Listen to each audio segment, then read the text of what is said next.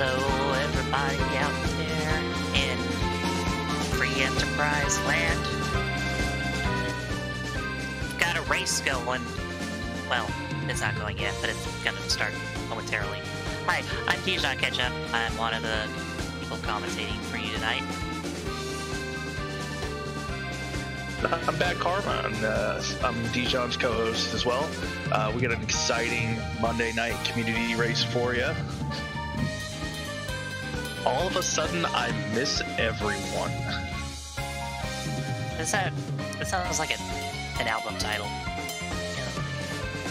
feel like I've heard that somewhere. It definitely sounds like something that came out in the 80s. That's a little before my time. I was born in the 80s, but I wasn't really cognizant for much of it. But anyway, we've got some flags here for you tonight, as we usually do. So, we've got one of those seeds where, sadly, we won't get to ask that all-important question. You know the one, right? Whose butt are we gonna kick tonight? That's the one. There is no butt to kick, because completing all of the objectives gets you the win. And what a set of objectives to get that win. We got looking at Baron Castle to find a character, doing the Tower of Zot to find a couple more characters, doing Dwarf Castle to find a character, burn the Mist Village, which is everybody's favorite hobby, to find a character, cure the Sand Ruby to get another friend, and then clear the Giant to find one more. I'm sensing a theme here. It's why we miss everyone. Ah. I see. Clever.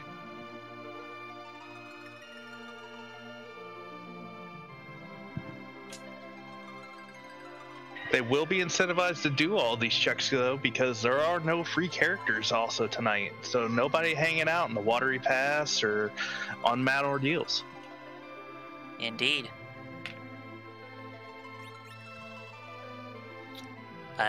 We do have access to everyone, but just one of everyone, not more than one. That would be silly. It's only silly if you put silly names on. I mean, I don't know. This community is pretty good about that. Everybody kind of has their own theme going. And it looks like we're off. Yep. Sorry, go ahead. I was just going to introduce our featured runners for tonight. We have Lord Bree, CoffeeAndChocobos, Gundampilotspaz, and Rumblefish82. Yeah. And we're starting off with a Tella and a Rosa, and we've got the hook. Could this be a hook seed? Well, we have to go multiple places, so. We're gonna need it eventually anyway. It's always a great one for a hook seed. It gives the chat something to cheer for, especially if there's somebody rude hanging out in the hook route. I know I dread the hook seeds myself.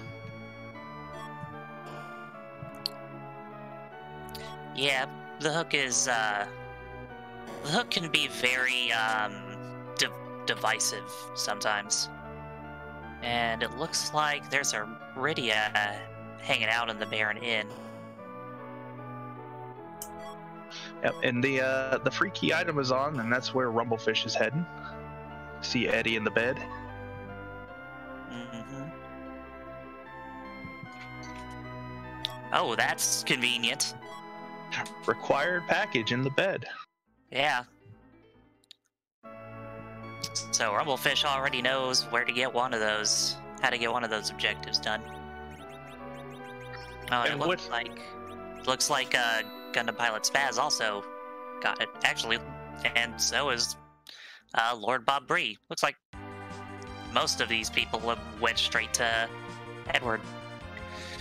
Yeah, CoffeeAndChocobos stopped and did a little looting before he headed over there, but it looks like that's where he's going now, so he'll be picking up that package. No D-Mist hunt tonight since the free key item is on. Indeed. for those who aren't fully aware, the key item that you get from Britta's mom after defeating Demist only appears if you don't have the free item from Edward. Those of you out there hoping for required Demist after the package, you're going to be disappointed since we've already got it. But hey, who knows? We might still see Demist guarding one of the objectives we have to complete. Yeah, right now it looks like we got Coffee and Chocobos continuing to loot. We're going to have Rumblefish looks like a Sid hanging out at that package. Mm-hmm. We'll see if he goes all the way through to collect it or just stops at... Sid's one of my favorite early round characters to get. He helps clean up a lot of the early bosses. Looks like Lord Bob's also blowing up that village and seeing the Sid.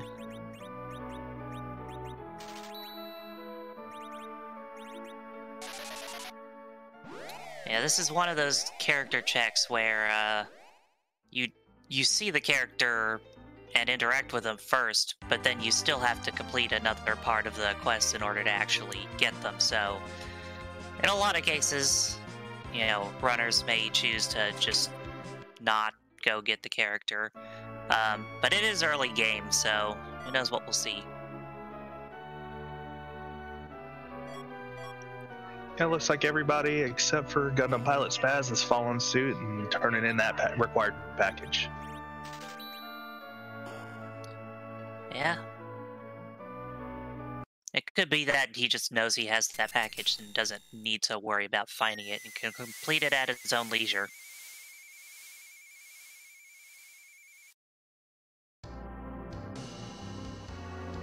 And with T Standard, he's going through the waterway looking for hopefully some decent loot.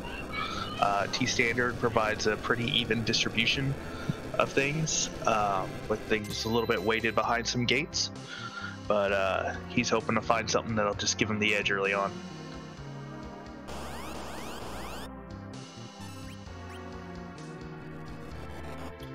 Oh, that's a leg. That is a leg, and probably one of the better spots to be flashing this leg. Mm-hmm. This is a typically more early game slot, so you know, you'd much rather see him here than, you know, up in the giant or something. Or that hook route. He could be vanilla. And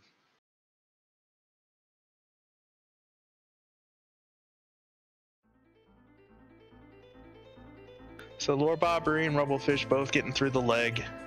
Looks like Coffee and Chocobos is going to get that Sid as well.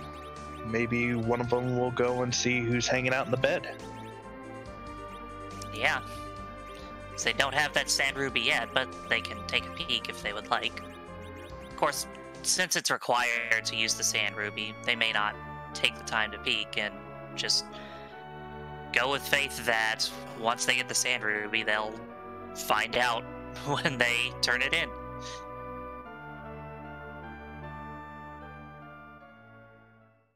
Very true. But with the no dupes, well, it looks like they both would prove me wrong. I probably would have checked myself. Yeah. I mean, that is a good point. You know, if it's a Sid or a Tella or a Rosa, you wouldn't make it your top priority to come back. Coffee and Chocobos seeing the leg, and it looks like Gundampilotspaz is heading to turn in that package. Yep. So that's one. Keep on wanting to say achievement. I'm going to say achievement because the other word's not coming to my brain. One achievement for everyone. I'll second you on that. We can go with achievements instead of objectives tonight. We got that's the word. We got Rumblefish diving down in the antlion cave. Bob Bree stopped to get some loot in Damson, and he's gonna go ahead and race that hovercraft. Nice. And of course, that hovercraft is going to go well with that hook they started with.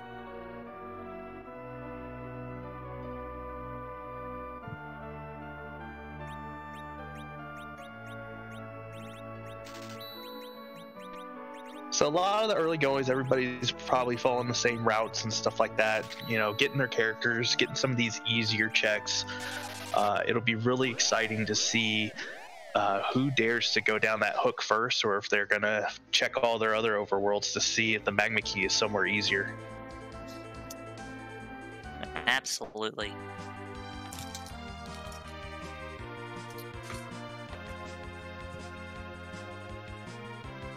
Rumblefish looks like he stole Rosa's bow to back row glitch his Sid.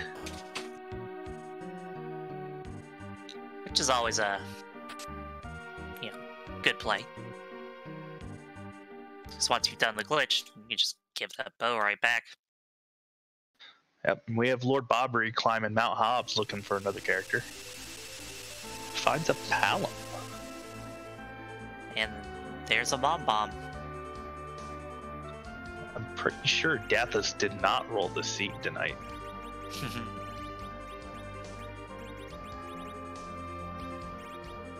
But that Palom's gonna do some good.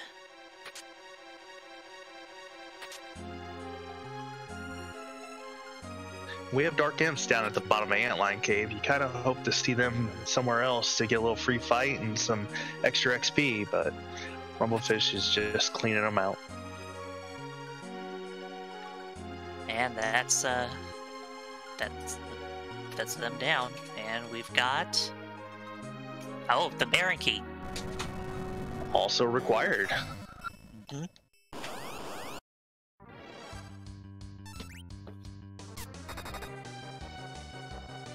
And it looks like CoffeeAndChocobos is fighting the Dark Imps as well.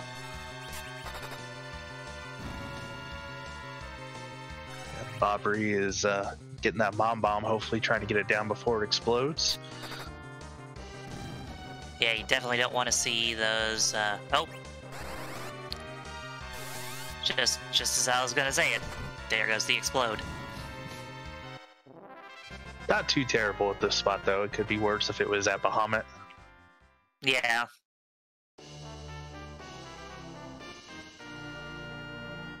CoffeeAndChocobos is being rewarded with his Baron Key. And then just gonna exit right out of there. That's one of the good things about early Tella is you can exit out of places like this. It definitely helps with a lot of your routing decisions when you know you can just pop in somewhere and exit right out. Indeed.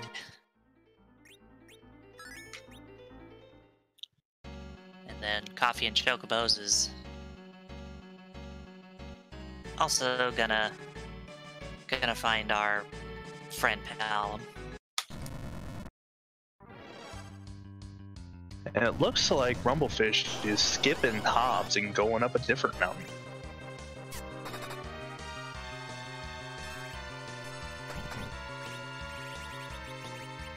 Interesting. See if that one pays off for him. Because you do find 3 boss checks here.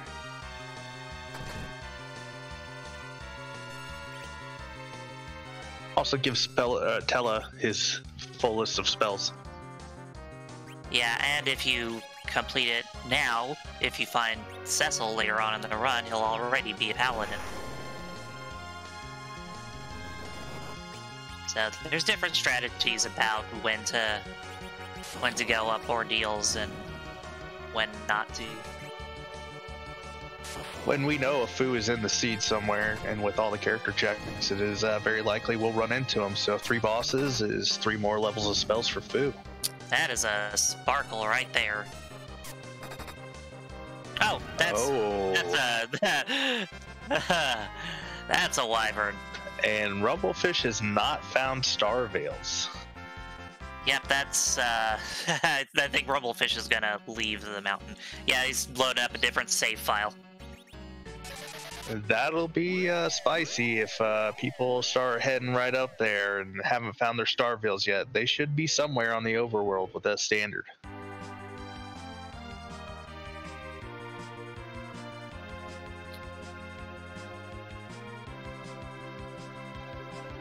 Yeah, that was definitely a wise reset. We have a blue robe here. I missed that on the first trip in. That could be Gauntlet or that could be Water Hag. And we do have Alt Gauntlet on. That's the Water Hag. So far, we've seen 2 free bosses at 2 places you really don't want free bosses at. Yeah. As Lord Bree is working on those Dark Elves, and CoffeeAndChocobos is climbing Wyvern's Mountain.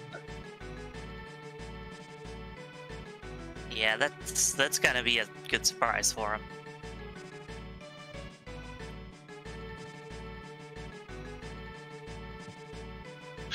So we know that Mount Ordeals cannot have a path underground because Wyvern's blocking there. Even though they already have a hook, we know that the Magma Key is probably not going to be behind here, although it could be since they have the hook. Yeah, since progress is technically not blocked.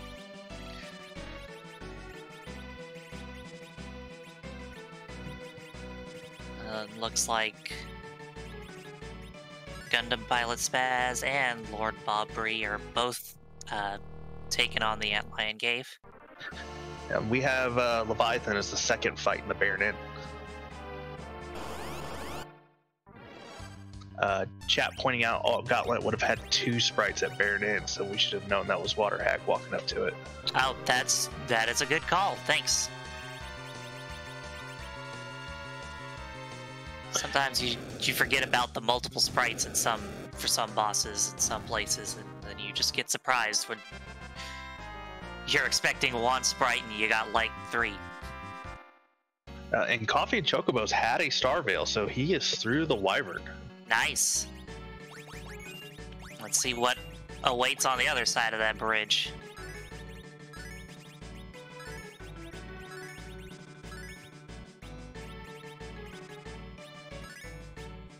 Rumblefish still trying to work through that Leviathan. Looks like it's going pretty well, though. Oh, Val right behind that Wyvern. Wow. That's not a great spot for that one. Ordeals does not want you climbing the mountain today. Yeah. We have Lord Bree is showing us our bobble check as well. Yeah, you definitely don't want to see Val on the bridge in Ordeals, because that means you're not getting a... you're not getting... God, what am I trying to say? You're not getting through anytime soon. Not with the Palamatella. He's gonna need a little something harder to hit through that Val. Maybe we'll find a cane somewhere. Bree working on the Pale Dim. It's too bad there's no B to jump flag on. Get through that real quick. I missed what the reward was for Baron Inn. Baron Inn. It must have been... Chat telling us it's a white spear. Yeah. I was gonna say, there's nothing new on the tracker, so it must have been a powerful weapon or something. Rumblefish has his Rydia though, so not necessarily needing that paladin up on Hobbs. So we could still go to Hobbs and get Rydia free summon. Very true. We've got CoffeeAndChocobos going into Baron Castle. Rumblefish right on his heels. And Gundam Pilot is looking to clear the Baron Inn. Meanwhile, Pale Dim still happening over on Lord Bob's side. It's a rough spot without any elementals, and Paladin is not strong enough. Oh, there's the kill. There it went.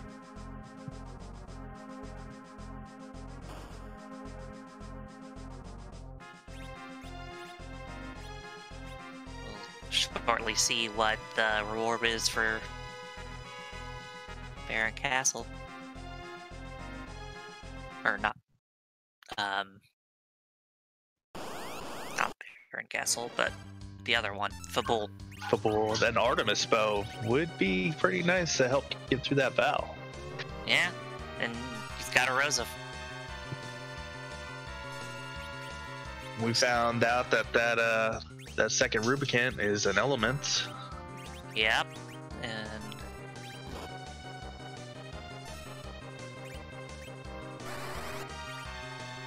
we've got Gundampilotspaz taking out the Water Hag. About to get hit with the Leviathan. CoffeeAndChocobos is through the elements, just as Rumblefish is starting them.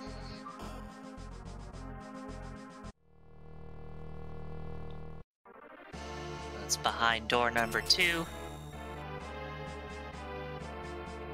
Oh, that is an interesting hello. Yeah. Who likes computers? So we got one.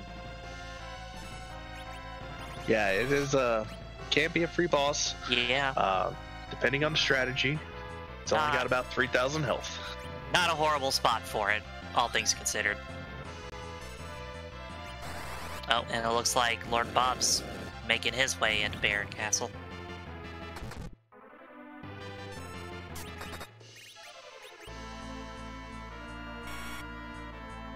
And we've got a White Spear and Iridia on Gundampilotspaz's side now. So it looks like everyone's sticking to similar routes. Yeah, with Mount Ordeal close to him like it is, it's not surprising to see him going into the Baron End now. It seems to be the next logical spot for him before that hook route. Trying to get a good party to get powered up for that. Looks like Gundampilotspaz gonna go get his hover craft.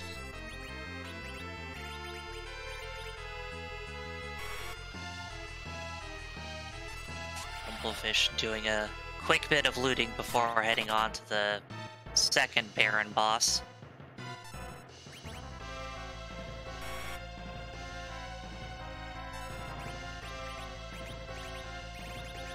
So the lasers at CPU do % damage, so that's why this fight is not gonna really kill you between Tele healing with Cure 2s and Rosa healing.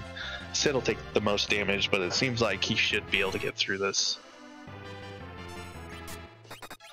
And it looks like Gundampilotspaz going straight for hook route strats.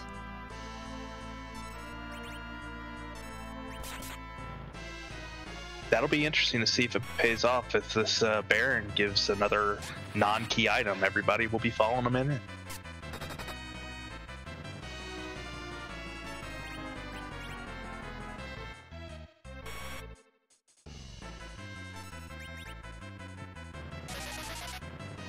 Lord Bobbery getting the CPU news. Which is turning out to be a bit of a fight on the longer end, because we still got CoffeeAndChocobos on it, as well as Rumblefish. With everybody doing about 400 to 600 damage a hit and 3,000 HP to chew through, it's it'll take a little bit. Oh. And we've definitely got a friend here in the hook route. That is a Dark Knight Cecil. Also a preview of Wall in the future. Wall at Rubicon.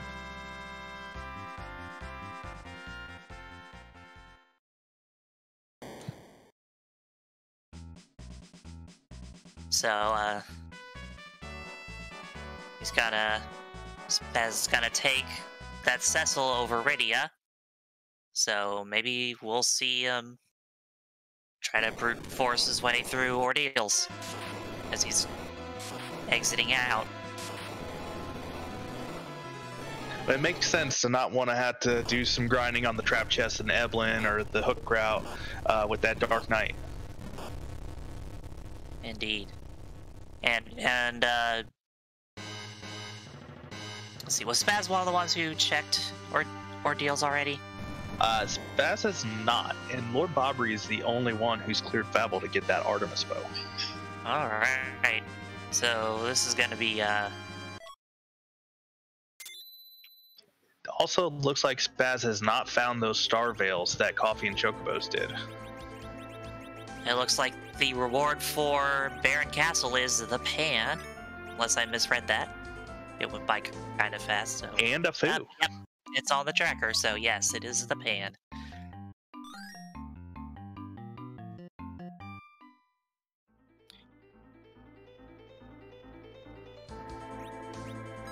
Coffee and Chocobos, living up to his name and getting his MP recovered by a Chocobo. I guess that's kind of like Coffee. Yeah, your energy of some sort. Coffee first two old men, that's for sure. Alright. Let's see how Spaz handles the Wyvern. Meanwhile, Lord Bob is facing off against the CPU. Or actually, it's just the attacker that's left. Yeah, Lord Bobry had the Artemis bow, and his Cid has a poison axe as well, I believe. So he was making mincemeat of that CPU. Well, that was a quick reset for Spaz. I do not blame him. He's checking his inventory. And he can't exit out of the Mount Ordeals. Can't exit from there. So, gosh, everyone's, just the... You know that when they're gonna go into that Wyvern, you're gonna see that reset.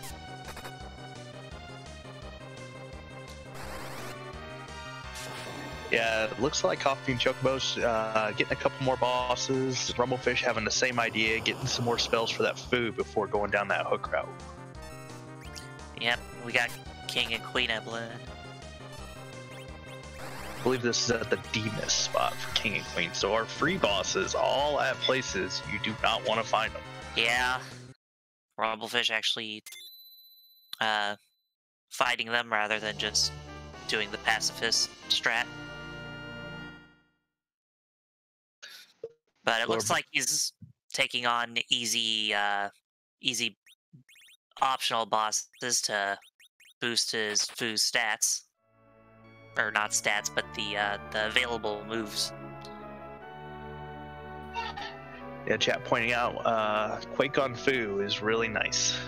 Especially even with that Evil Wall. Yeah, you love to see it.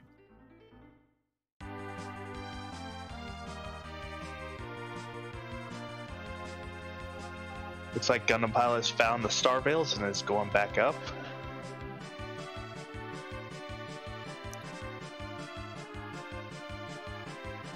Then looks like Rumblefish is heading back up ordeals as well. Bobry is down on the hook. Coffee Chocobos is falling right behind him. So we'll see if they turn back after getting Cecil or if they'll push on.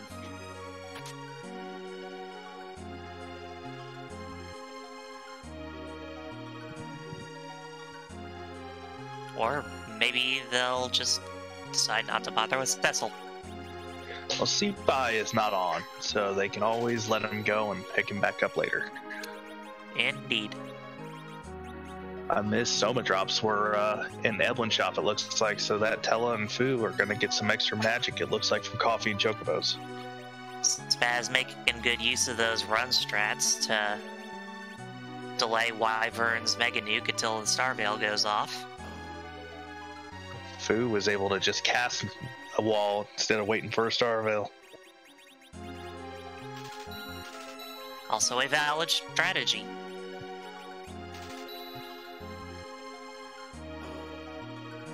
So let's see how things go with the Val.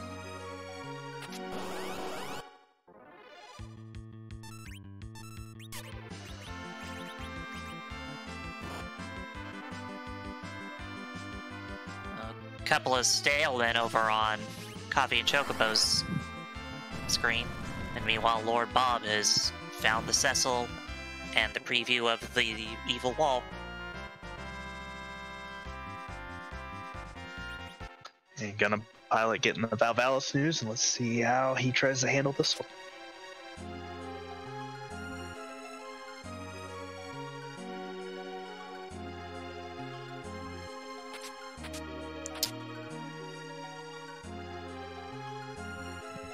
And Lord Bob decides to forego the Cecil.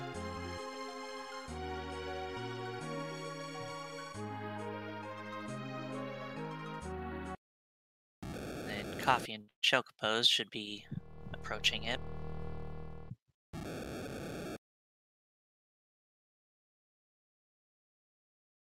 So we'll see his choice on the Cecil matter.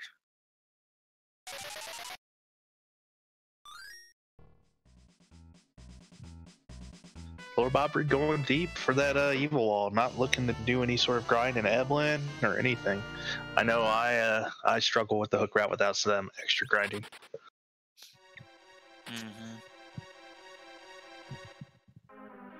Yep, that was a quick nope on the Cecil for Coffee and Chocobos. Yeah, I think we'll probably see that. Gundampilot doesn't know that there's a foo waiting for him at Baron, so he was hoping to get through that ordeals really quick, and Valvalis told him no.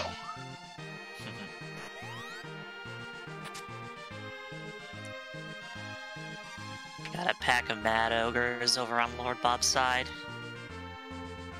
He's going with size to knock him down. Yep, that's definitely a good strategy right there. Those mad ogres, they can hit hard. And pulling out the life glitch as well to get the double XP from him. Yeah, that'll definitely give him a bit of an advantage there.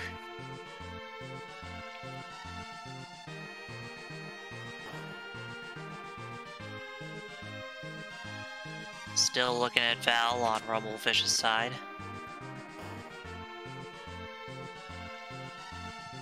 Gundampilot heading to Fabool.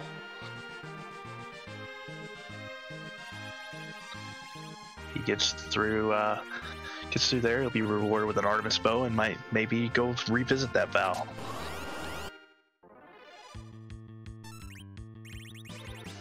An Avenger sword on Lord Bob's side. Of course, with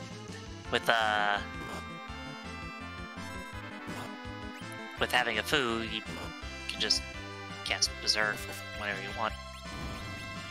Normally, it would be nice for Roma's fight, but we won't be having that tonight. Indeed.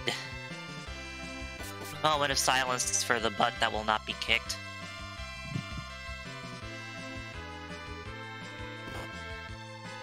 Coffee and Chocobos also on the pack of mad ogres. He has a silence staff, which is doing 4 times damage because ogres are treated as mages in this. It's interesting quirk. So he's also doing the life glitch.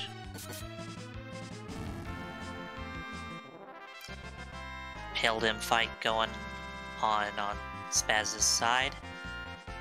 And King Queen Evelyn has the Baron Guards fight.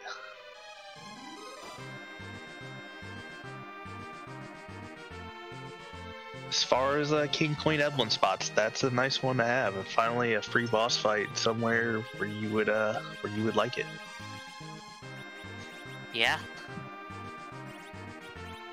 Oh, looks like Rumblefish tapping out on Val. Going right back in though. Yeah, maybe he's hoping that with a slightly different strategy he can get the edge over on it. Oh, sorry, he doesn't have an edge. That was a joke about the character. We got some soldier frogs on Lord Bob's side. Normally, I would think this is a brilliant move, but I do not believe the King Queen Evelyn spot gives any XP. So getting the extra kill on the officer is not going to net him all that much extra. Probably got a bit tired of dealing with them the normal way, so just wanted to end things quickly. And now it's time for that evil wall at the Rubicon spot.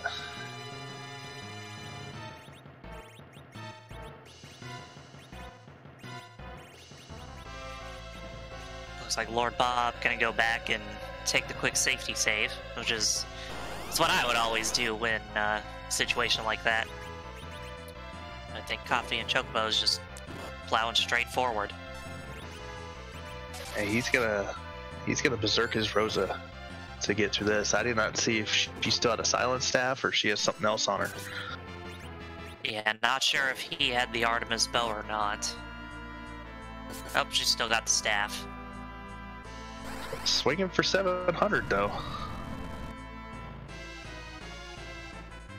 And quaking with Foo. Gundampilot's got through Fabul and is heading right back to Ordeals, thinking what some of us are thinking, that Artemis bow might be able to get through that Val. Absolutely.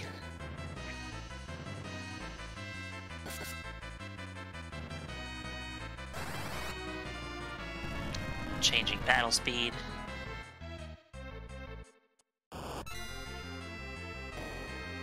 Stay. Lord Bob using Fire 3 on the evil wall.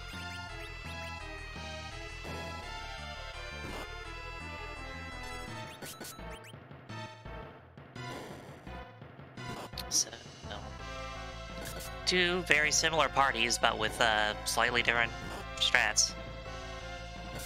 Gundam turned random encounters on, trying to get a couple more levels. Oh. Mount Ordeals is an interesting place for that, but you know, it might pay off. Chat pointing out that Silent Staff is doing work for CoffeeAndChocobos.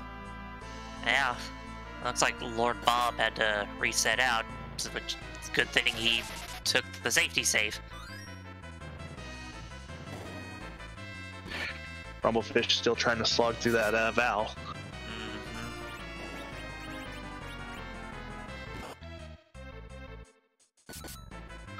But while we're waiting on some boss fights, make sure you give all of our runners a follow. They're putting on a good race for us tonight. A little bit of divergence, and hopefully we get to see them get through some of these tough fights really good.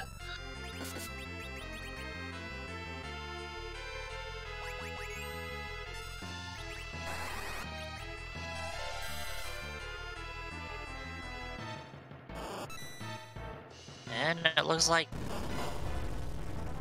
Gundam took down one of those encounters. CoffeeAndChocobos is hitting crush phase with his evil wall. This food's almost fully stoned.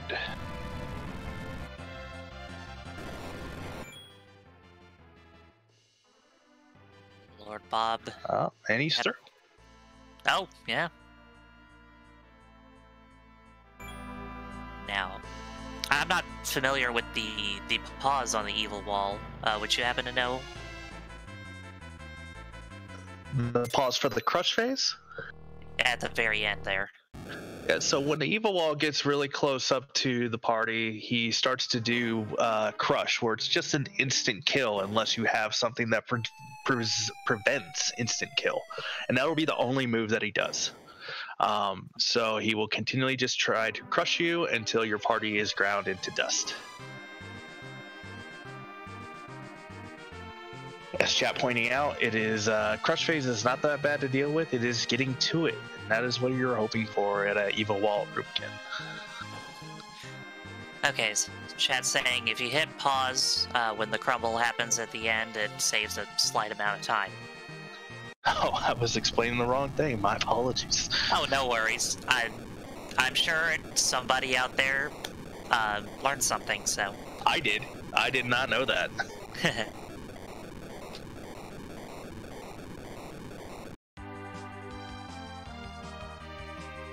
The Coffee and Chocobos giving us our first look at the underground, and it looks like he is heading right for the dwarf castle. That is a required objective. Taking the free heal pot. Gundampilot hoping his new Artemis bow will help him get through this vow. Plus a few more levels from a bit of random encounter grinding.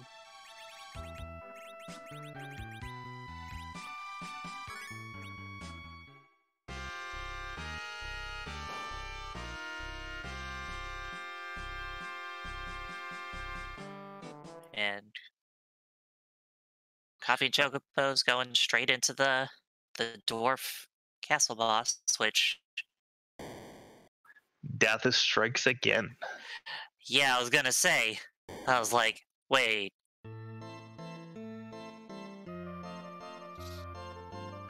For those who don't know, Dathis is notorious for trying to get vanilla things into these randomizers. And of course, the Calbrana fight is vanilla for this location.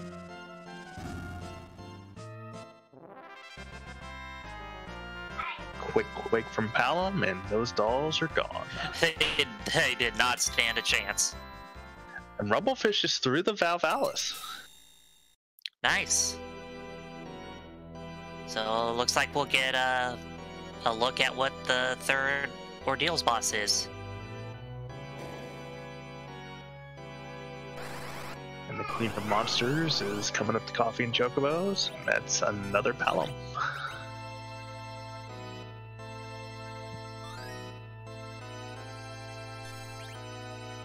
No duplicates tonight, so not a choice on whether to take another Billy. Yep. And meanwhile, Gundampilot backing out of Val. Lord Bobry's in crush phase. Trying to get through that. Looks like that was a tower key Rumblefish got.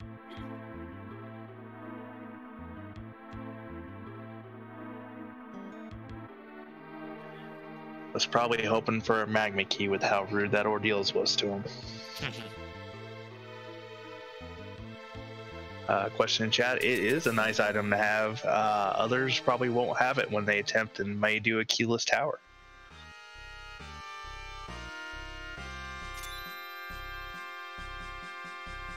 And making quick work of the Mage Sisters there. Gundampilot heading down into Baron. He can get through elements and CPU. He'll be rewarded with his foo.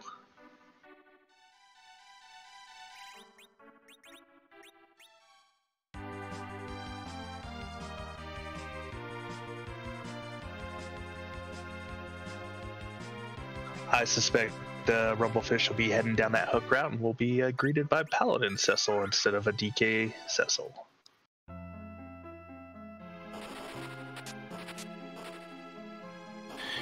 Coffee and Chocobos heading down to the Sylph Cave. He's got that pan in hand. Gonna go whack Yang. Yep. Good for a few free item checks.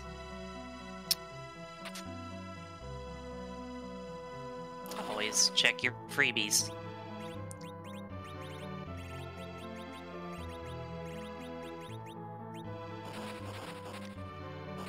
Lord Bob. Sorry, go ahead. I was just going to say the question in chat was where to learn more about Free Enterprise. Groundflyer posted the Discord link. You can get started with Free Enterprise, and there's a very helpful community out there who can get you going and answer any questions you might have.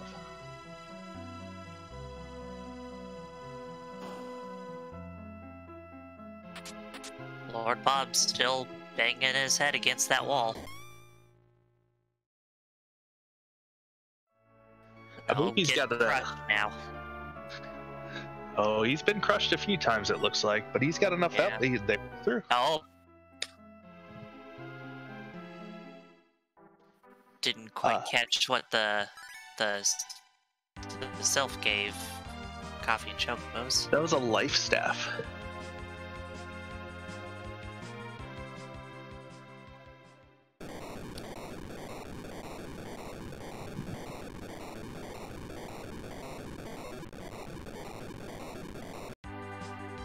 Lord Bree will be heading down to his underground and begin his underground loop. It looks like Coffee and Chocobos is skipping the Fey March for right now to turn in those 2 Sheila checks. Yeah. You know, a couple free item checks. May as well, you know. Question chat. Unfortunately, tonight we will not be seeing what Zeromus is. This is win mode. So once the runners complete all of their objectives, we will. That'll be the end.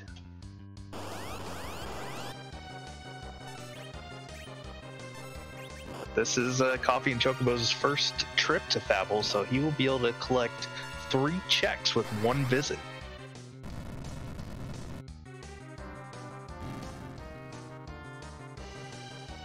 Gundampilot on that CPU.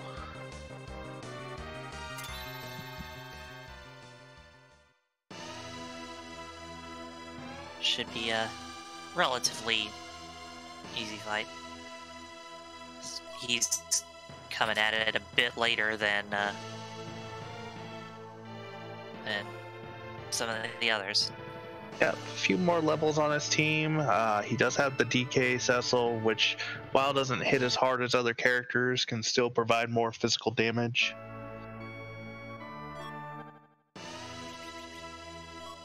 And Lord Bob whacking Yang on the head. And Coffee and Chocobos was rewarded with a Sand Ruby and a Magma Key. So, Magma Key access was underground. But If they give you a hook rat to begin with, they want you to run the hook. But Sand Ruby is required.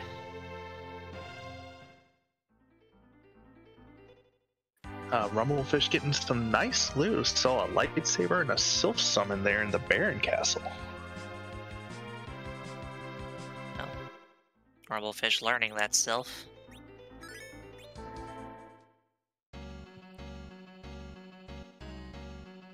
And looks like he's actually going for the Odin spot.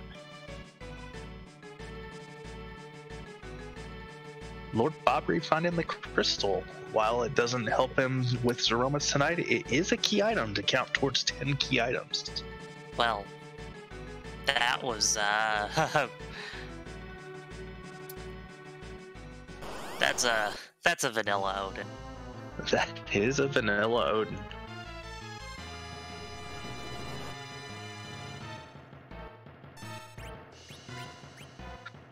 I'm beginning to question whether or not Dathus did roll this seed. Indeed.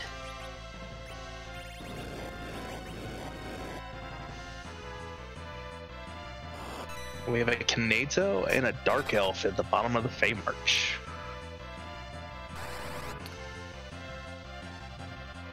That Leviathan. Yeah, that was a quick exit on Lord Bob's side after seeing those. Leviathan spot is one of the higher physical attack spots, and Kanazo will hit hard and hit fast there. As chat pointing out, the Dark Elf, though, probably is pretty doable with that Asura spot. Yeah. I would not be surprised as people complete ordeals and get their Paladin Cecil. I think there was a crystal armor in Damsian, so that would make pretty short work with a back row Cecil there. Uh-huh. And Coffee and Chocobos making it through Val and into the... What's the little building called? I just call it the shrine at the top of the mountain, personally. That makes sense.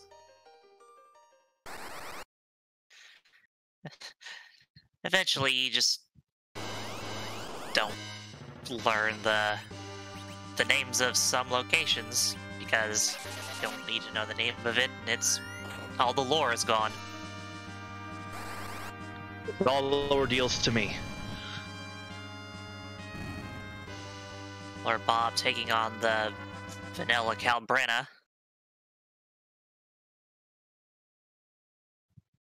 Coffee and Chocobo getting his tower key, so he won't have to do a keyless tower run.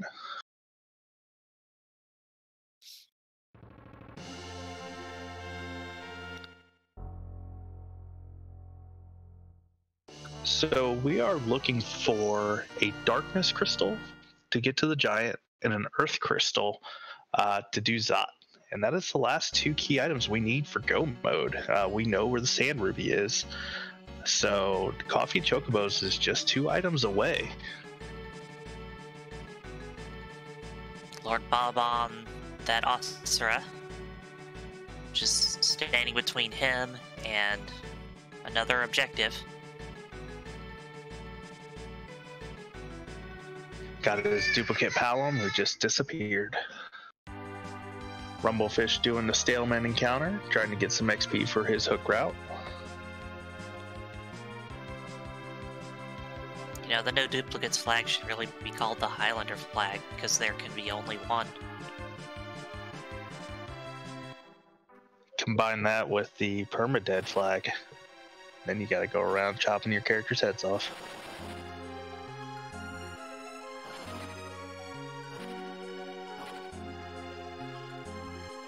And Gundam Pilot about to get his pan.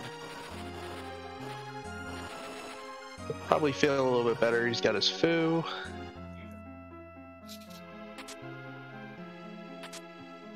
And Lord Bob completing Dwarf Castle and about to get a key item from that. Or an item check anyway. May not be a key item. It's a Moon Veil. I miss that when Coffee and Chocobos. That might make his Canadsto a little easier if he decides to dive on that. He just picked up his crystal.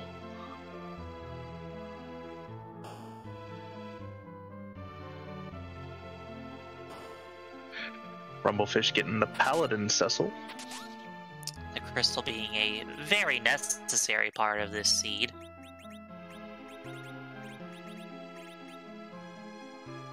Gives Coffee and Chocobos 8 key items, 2 away from his double experience. Yeah.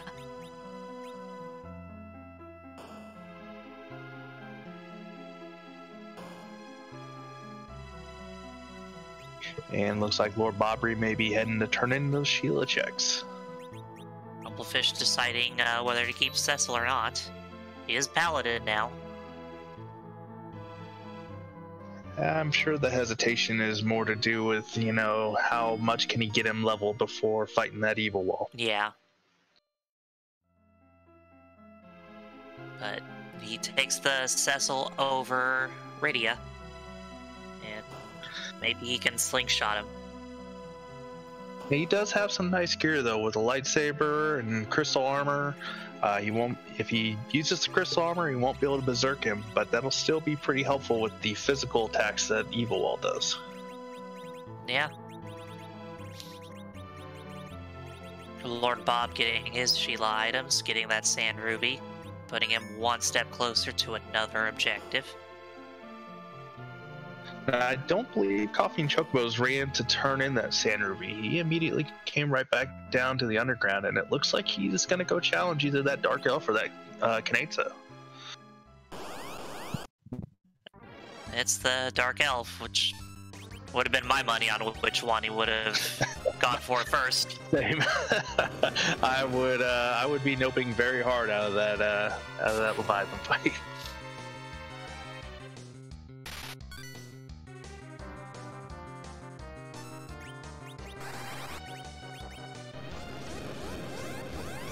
Oh, looks like Lord Bob going to turn that Sand Ruby in.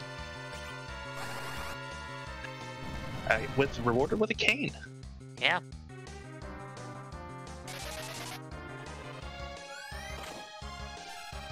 Which would be good for Val.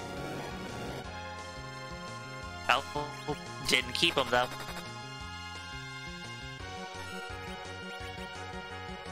That's an interesting choice. Although with him being only level 10, he does have he is through the hook route, so he could be saving him maybe for later, but knows he doesn't have to put together Zeroma's team. Yeah.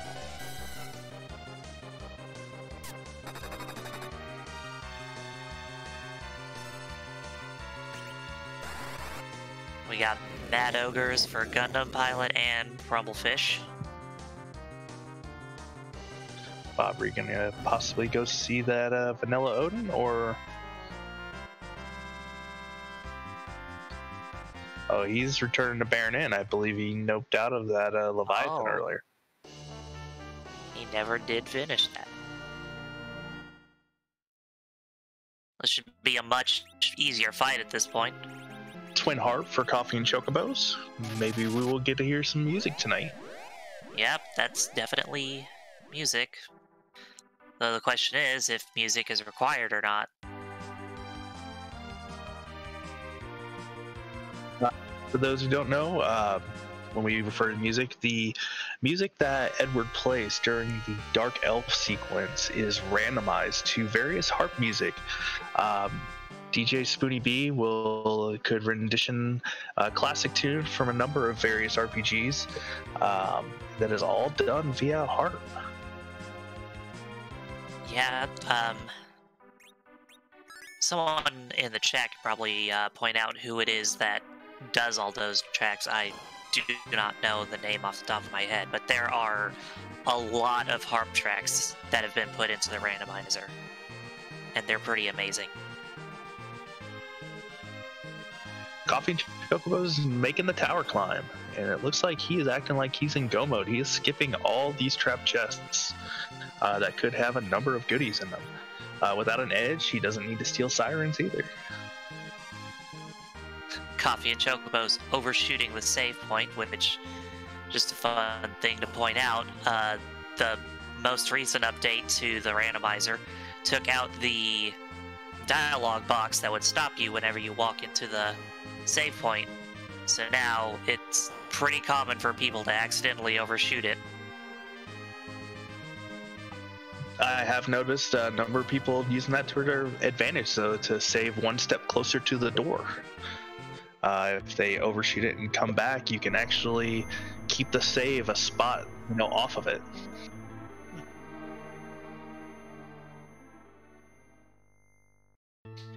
And another vanilla boss waiting for us at the top of the tower. This is Dr. Luge.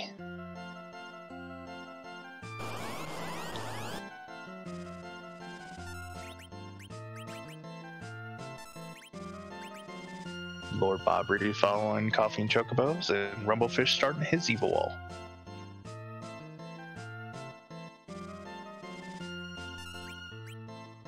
In the chat, someone saying some of the harp tunes were done by Board, but many were by Calamity. I did mispronounce that name. Seemed close enough to me.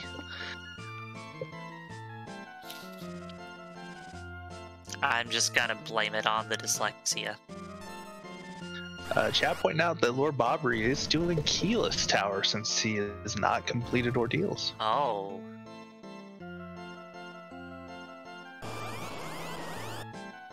Coffee and Chocobos with a quake, and there goes the first phase. Then we've had first Luge, but what about second Luge? Thought that was appropriate given the character names on, I think it was Lord Bob's side. Yeah, his Lord of the Rings theme has given me a chuckle with some of his characters. I just love the creative things that people do with their character names.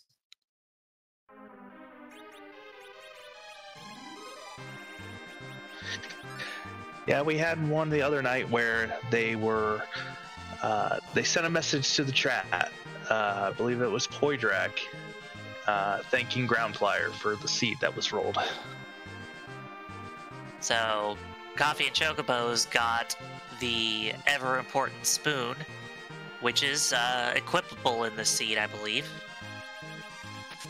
So if we happen upon a bard,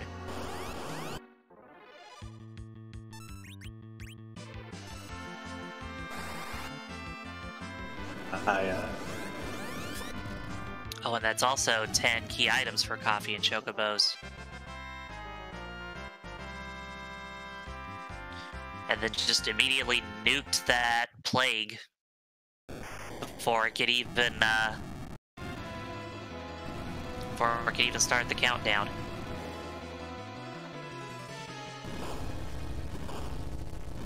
I'm having a minor technical difficulty trying to get reconnected. I lost my connection. Hopefully we'll find out what Coffee and Chocobos has at the once he's on his way out. Oh, there we are.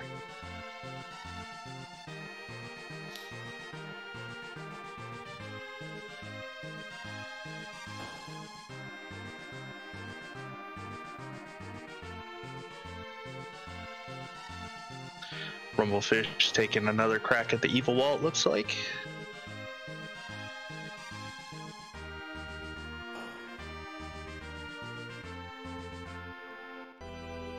Just watching Coffee and Chocobos make his way out.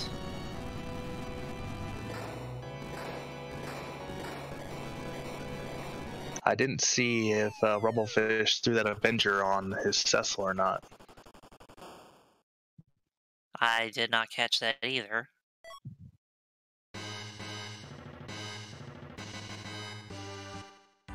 And that's a ribbon for Coffee and Chocobos, so... Tower with key doesn't seem to be required. Does not. But Lord Bobry heading back to Ordeals to get his telespells. And Coffee and Chocobos heading to Cave Magnus to do some music.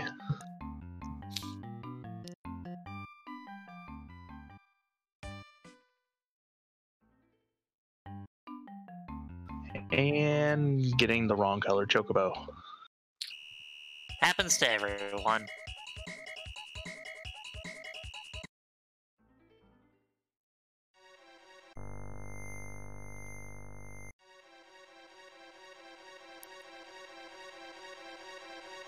Yeah, Lord Bob getting mega nuked and resetting.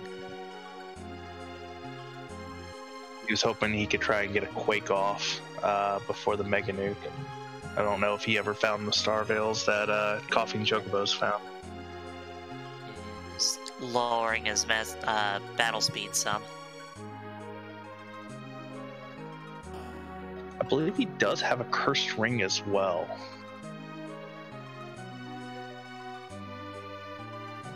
Getting a virus off, at least.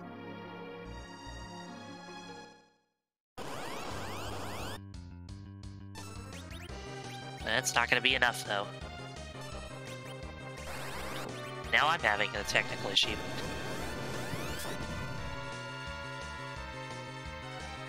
As Coffee and Chocobos is getting through this first part, he's nuking himself to try and get through the cutscene without having a cutscene.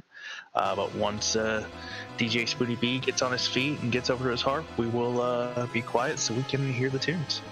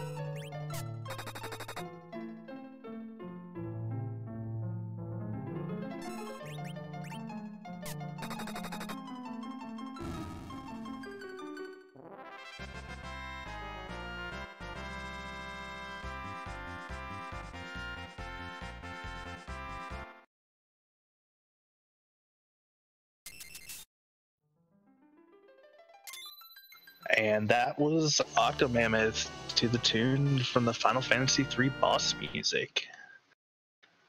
During that, Rumblefish got through the evil wall, and Lord Bobbery was able to get a wall up for Wyvern. And the reward for music playing was a Luca key. The chain continues, looking for one of those two crystals.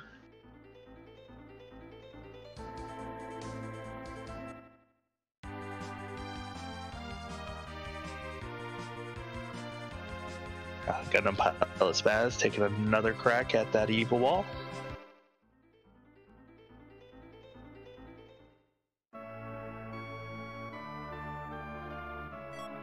And Lord Bob going after Val again.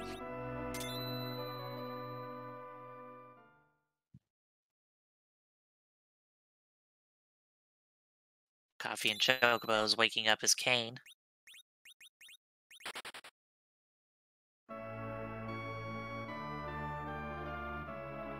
And taking him over Tella.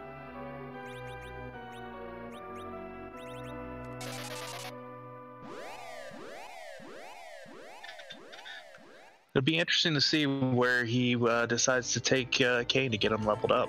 I mean, unless he's planning to do some trapdoors on his way down Luca.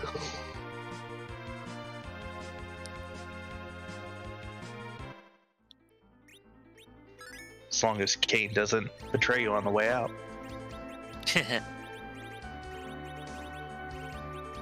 And Lord Bob resetting on Val.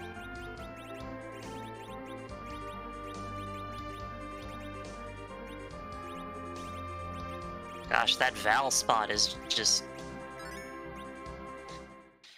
It is walling everyone.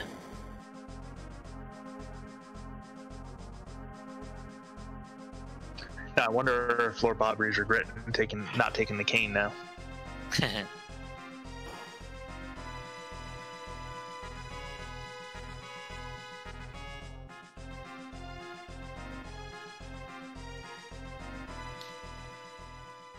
Coffee and Chocobos about to be created by that Vanilla Odin. Rumblefish is through the Vanilla Calbretta. Be greeted by that Asura.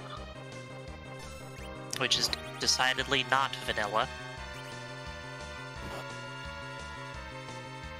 And since Rumblefish didn't have a Palom, he can choose whether or not to take him.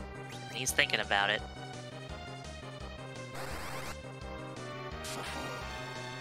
This isn't a bad spot to take, and considering the amount of XP that Asura will give his Palom, that should shoot him most of the way to Quake, I believe. Yeah. And Lord Bobbery following for that Vanilla Odin. And Rumblefish starting to get to that point in the game where Tella isn't as useful. Looks like Gundam Pilot has hit the crush phase with Evil Wall.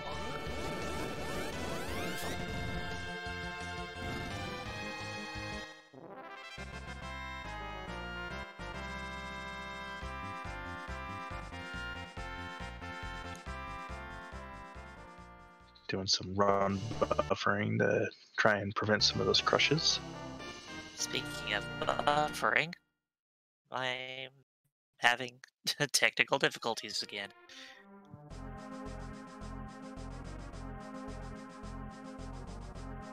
It's trying to catch up. I'm not sure if it's... Oh, and there's an Earth Crystal for Coffee and Chocobos that just flashed up on my screen.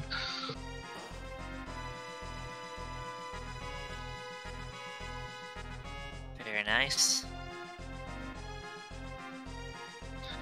Looks like Lord Bobbery noped out of that Odin fight. I'm going to go get that cane. Yeah, and Gundam Pilot is through his Evil Wall. Or no, so I thought, but it looks like he's actually going to grind a little bit more. I thought he was through because I saw him in the menu.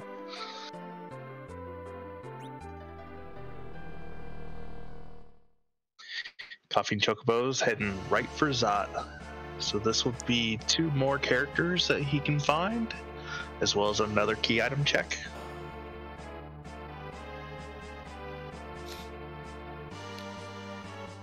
And he's the first one with the Earth Crystal in this race broadcast.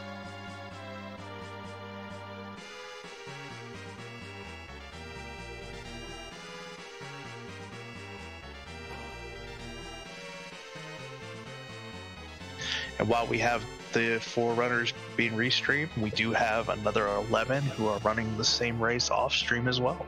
Currently, no one has finished yet. CoffeeAndChocobos appears to be in the lead on our restream, having that Earth Crystal and completed almost all of the other objectives that everybody else has done, as he's heading up to the Mag Sister spot.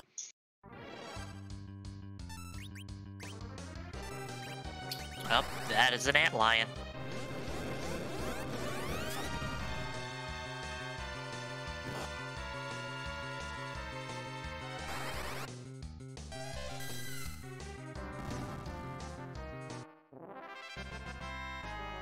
Rumblefish doing some trap chests in Lower Babel.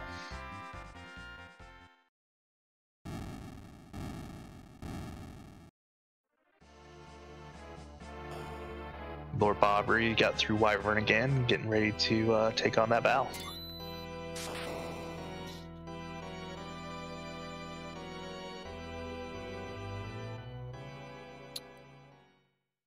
But with the cane in tow, he can jump and make it a lot easier.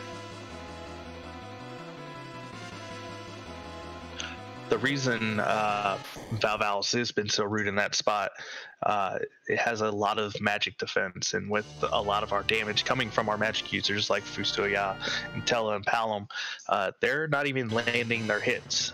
Kane being able to significantly lower the evasion and magic defense of the spot just by jumping will make this a cakewalk, I believe, for Lord Bree. Yeah, this is a pretty nasty spot for Val, so it's no wonder that everyone's being walled by it. And Edge and Edward at the top of the Tower of Zod. Those are... Well, Edge is a nice get. A CoffeeAndChocobos passing on both characters, actually. Wow, he's got the spoon. I can't believe he'd pass on Edward. And it's the Alt Gauntlet. Actually, he passed on the 2 characters that can utilize the spoon, because Edge can throw it.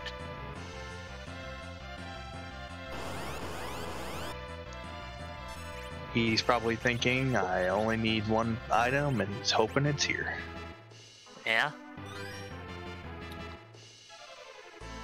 Just gotta get through this Alt Gauntlet. Oh, and Lord Bob made it through Val. He'll be rewarded with his tower key.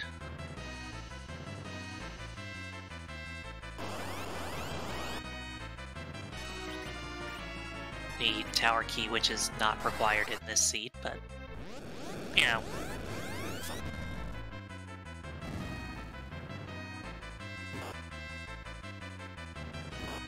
Well, he doesn't know that it's not required, just us two sitting in the booth. Well, yeah. Rumblefish taking on Lugay, and Gundam Pilot going after the wall again.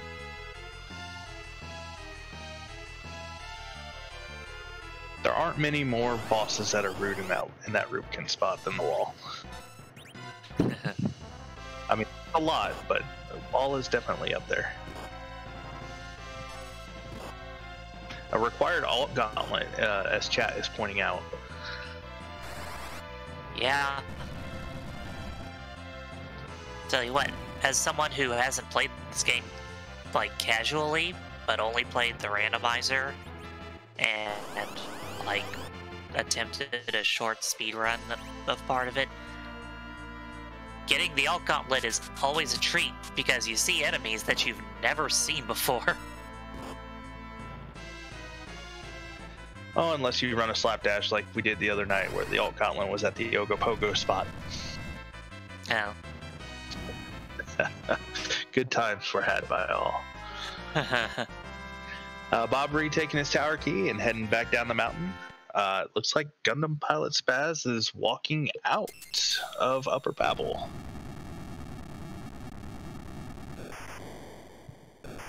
Wonder if he's gonna reattempt ordeals trying to get his Cecil to a paladin for a little extra oomph. Yeah. He might be trying to figure out what it is he's gonna do himself, because he's had a few pauses while walking down the tower. And a Masamune reward for Zod after not taking the edge.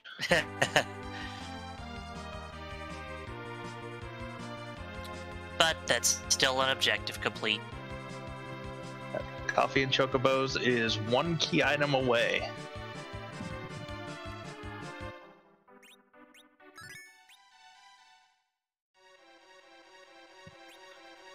And he's heading to the Skilled Cave. Gonna use the Luca key. And gosh, I mean, if Darkness Crystal isn't here, then it's that required Kineso at Leviathan spot. Yeah, I was gonna say it's either there or this is like a rat tail or.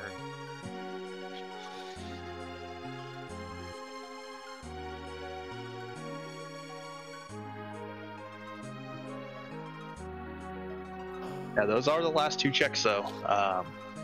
Before unlocking more checks up on the moon, and we know we don't need to get anything on the moon. Moon is not haunted.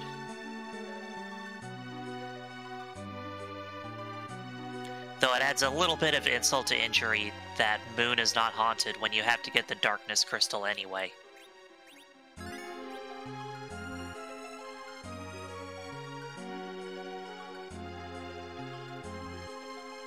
Rumblefish completing that and getting that ribbon. And Bobbery will be following right behind him.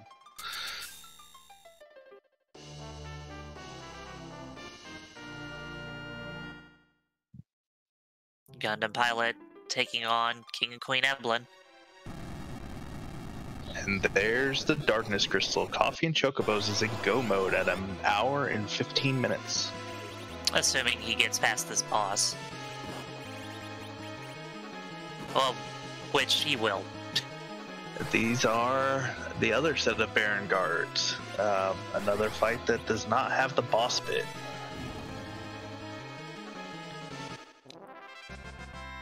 Misses the first stone and lands the second.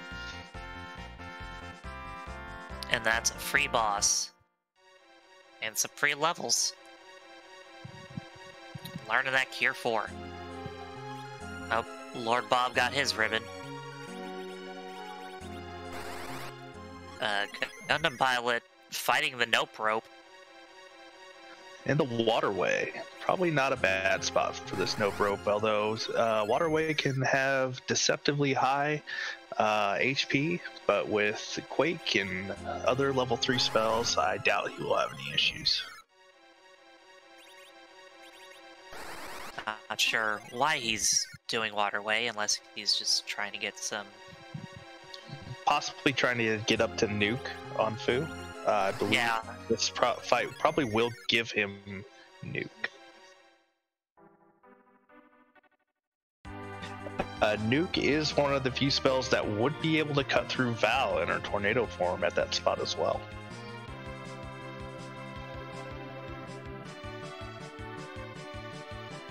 Oh, did get another Berserk cast though. Coffee and Chocobos immediately heading to Mysidia to get that big whale.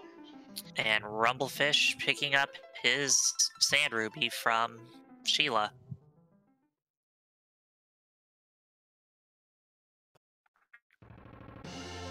So we're starting to come down to the wire. There's two bosses standing between Coffee and Chocobos and the last objective, I believe. Yep, that will be the element spot and the CPU spot. That is the highest HP in the game for a single boss encounter at the element spot. That can get up to 65,000 HP.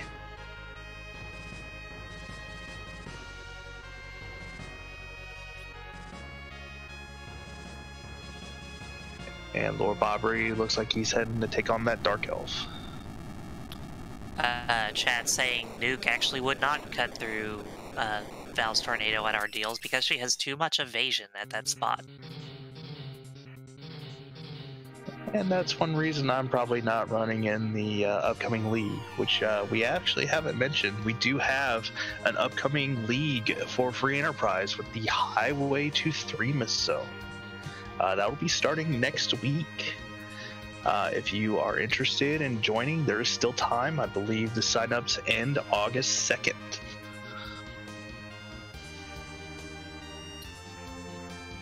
It's gonna be a big one. I believe we hit the 100 entrance mark earlier today. Indeed. Still plenty of time to learn the game and get some practice in. There's a lot of pickup races going on, a lot of asyncs you could join to get in and ask advice. Yeah, and the tournament flags have been out for a while, so you can practice them to your heart's content. We've got Lord Bob on the Dark Elf still. Yeah, Gundampilot is working on that Val.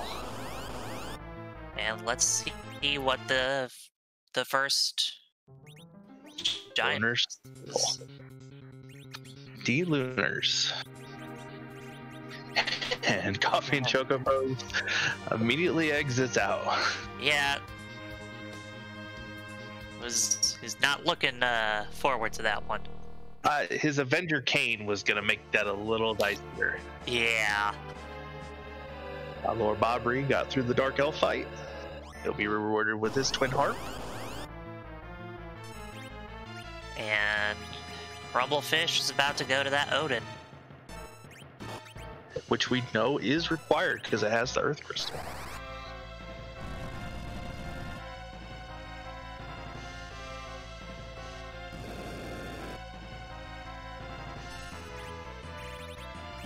Gonna see a lot of Quake, it looks like, to get through this D-Lunar fight.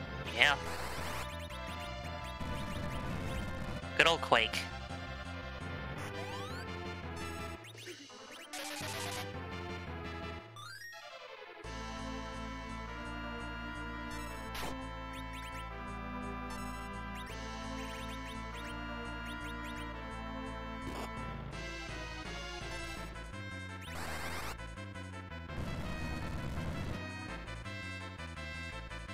Got so many different bosses happening at the same time.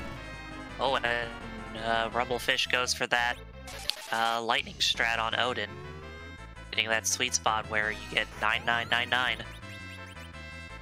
Lightning does 4 times damage, and he did get his cane off with a jump in case this Odin spell goes off. Oh, he came down a little early.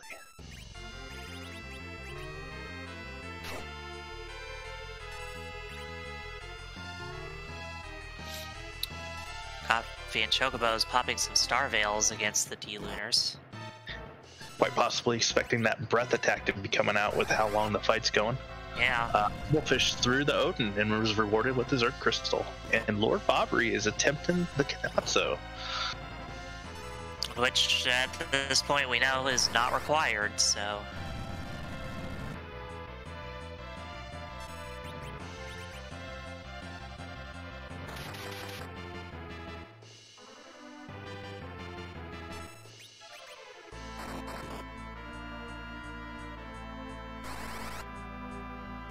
Rumblefish heading out. Bobbery is working through it. The breath attack, it looks like, landed on the D-Lunars. That's why you're seeing frogs instead of bone dragons. Yep, because the boss bit doesn't count if it's a reflected attack.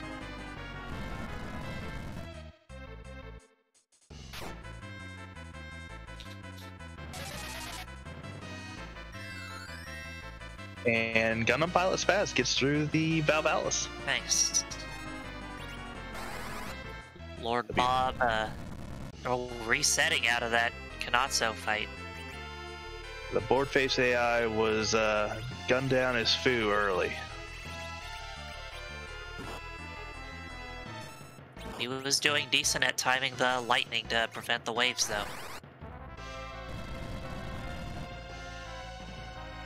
Gundampilotspaz was also rewarded with nuke after that foul fight. Nice. Should make his evil wall a lot more tolerable. Even as frogs, those D-lunars are taking a long time. We have Rumblefish climbing the Tower of Zod. He'll be greeted with an Edge and an Edward at the top. This far into the seed, we'll see if he takes either of them. And Lord Bree heading to Cave Magnus, giving us a second rendition of that Spoony Bee music.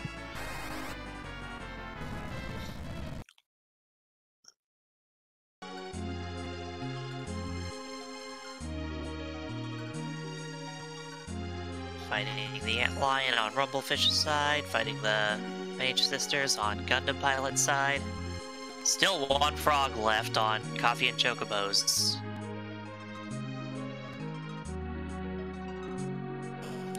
And there it goes. Well, he is one boss away from completing this seed. So what do you think it's gonna be? Oh man, there are so many beautiful choices that are still available. It could, haven't seen Bahamut. Actually, let me rephrase this. Whose butt are we going to kick? It is the one alternate that when you have nose aromas, you can still ask whose butt. And didn't safety save. He charged right in. Hope that doesn't come back. Oh. Wow.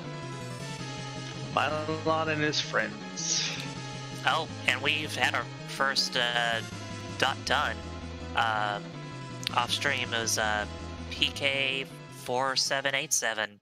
The time of 1 hour, 25 minutes, 34 seconds.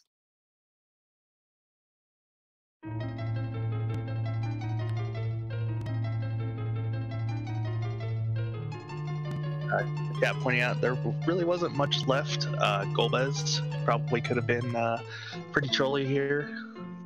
Yeah. Oh. That would be amazing. Demist here would have been pretty spicy as well. Not hard, but would have taken a while.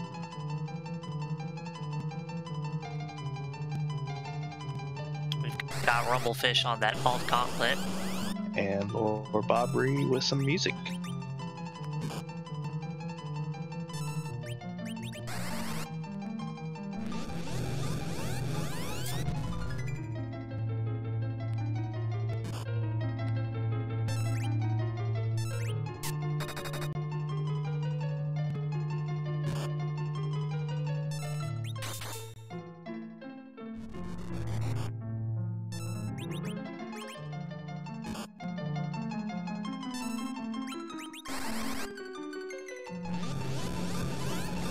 I wonder if CoffeeAndChocobos will take this Yang. It's a dot done for CoffeeAndChocobos, second place overall with a time of 1:27:01. GG's to CoffeeAndChocobos. He's the first place on the restream, second overall, and we'll see if we can get him in for an interview.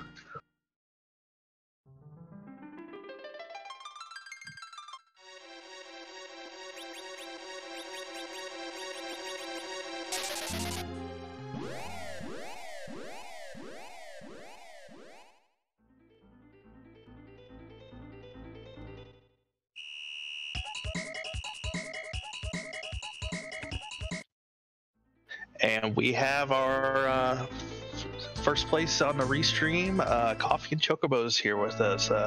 Welcome in and GG's. GG's and thank you. GG. What do you think of the seed there, Coffee and Chocobos?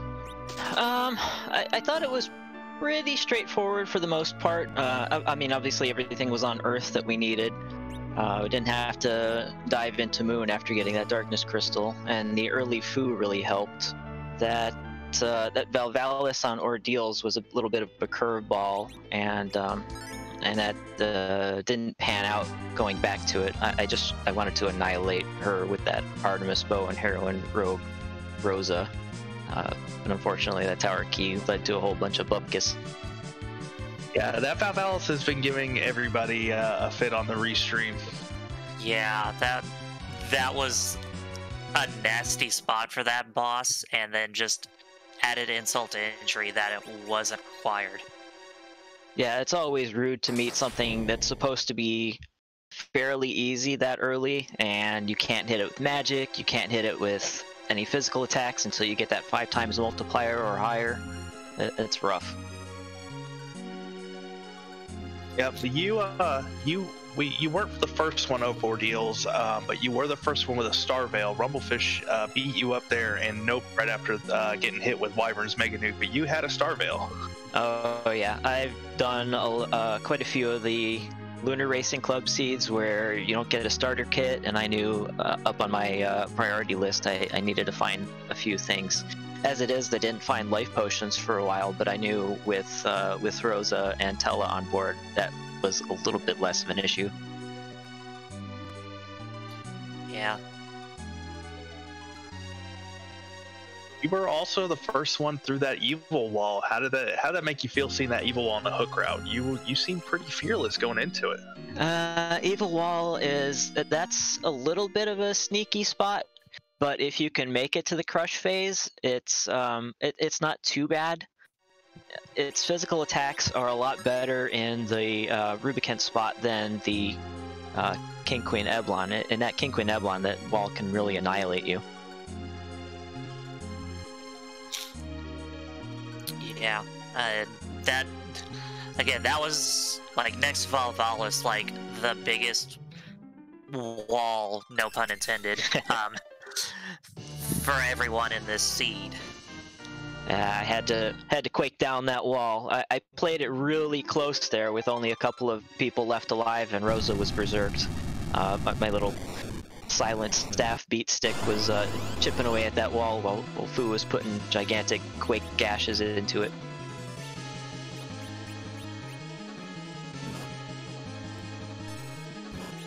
Yeah, we have an interesting dilemma coming up. Lord Bree is heading down. He just got his darkness crystal, but he has not fought that Odin to get the Earth crystal yet. So wondering if he might take a trip up to the moon. That sounds like a rabbit hole waiting to happen. Yeah.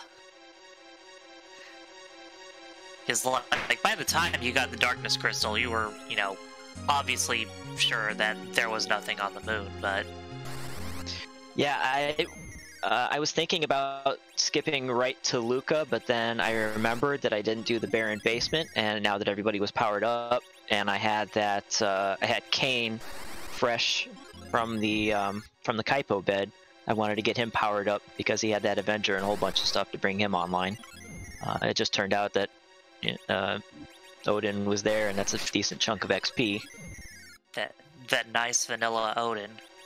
Oh, there was a ton of vanilla in this seed. The Lugay at the top of tower. I feel like Dathis invaded. Yeah, there was the Calbrenna in the Dwarf Fortress. Yep. I was scared that Golbez was going to be right after that.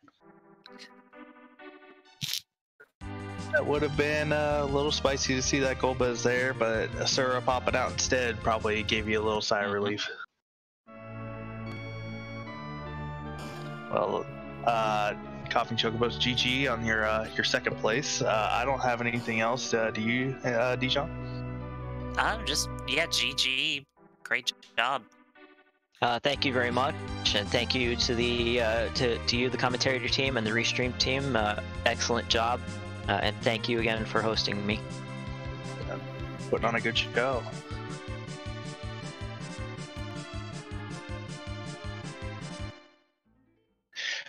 We have Gundampilotspaz. He got through his evil wall. He will have the whole underground as his oyster. Yeah, and, you know, as of right now, we still only have the 2 finishers, so who knows who's lurking in the background. Lord Bree getting his big whale.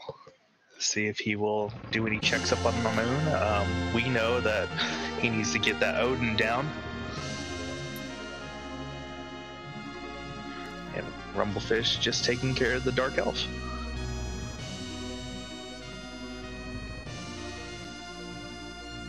Yeah, it'll be interesting to see, like, what order Lord Bob tries to take what's left.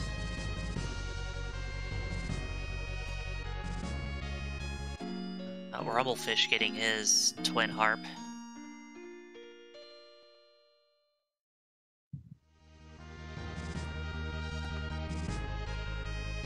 Yeah, the moon has key items, just not the key items that Lord Bob Bree is going to be looking for. Yeah. And it looks like he's gonna go up there. Maybe checking the character spot first.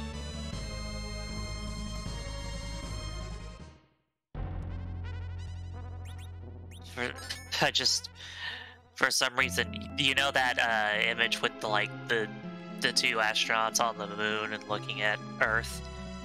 I got this image of, like, one astronaut looking at the Earth, and it's like, it's all required, and the other astronaut's like, always has been. Moon's haunted. Moon is haunted. Lord Bob Bree heading right into Cave Value and finds the Dark Knight Cecil waiting for him. Which, all things considered, definitely not the worst thing to find there. Well, true. They don't call him the Pain Man for nothing, though. Indeed. He can hit pretty hard when he's in some of those harder slots. Yeah, that was 1100 a swing and moving pretty fast.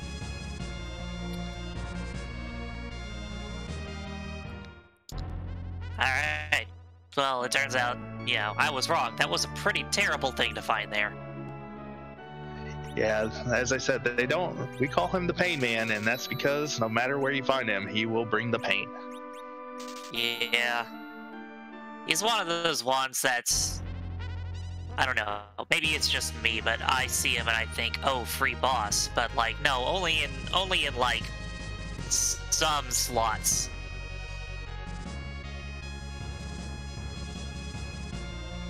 Bobry just spent his bank on a whole bunch of illusions. I'm wondering if he's thinking that for the Kanazo fight if he has to return to the Fey March. Yeah. Yeah, You know, Rumblefish. I'm wondering if Lord Bob has just forgotten about the Odin spot. It is an easy spot to forget sometimes, considering its strength and when you can unlock it. It can be forgetful to go back. And Rumblefish getting us our next rendition of music.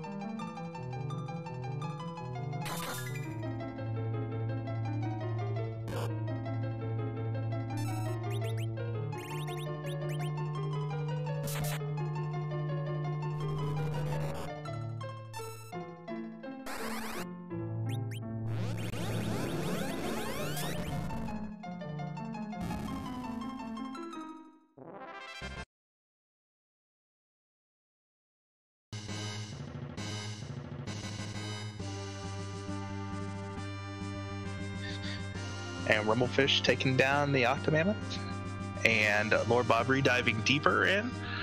Gundampilotspaz is getting those Sheila checks done.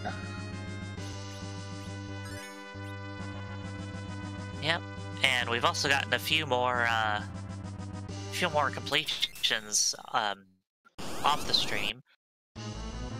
We got Jiba 0 in third with a time of 1:37:34. Dia in fourth with a time of 1:37:42, and Flurry in fifth with 1:38:28. GG's to all of them. Good runs for all of them, getting third, fourth, and fifth.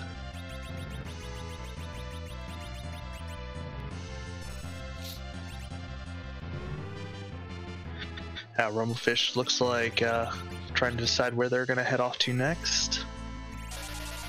And Lord Bob fighting a Bahamut on the moon.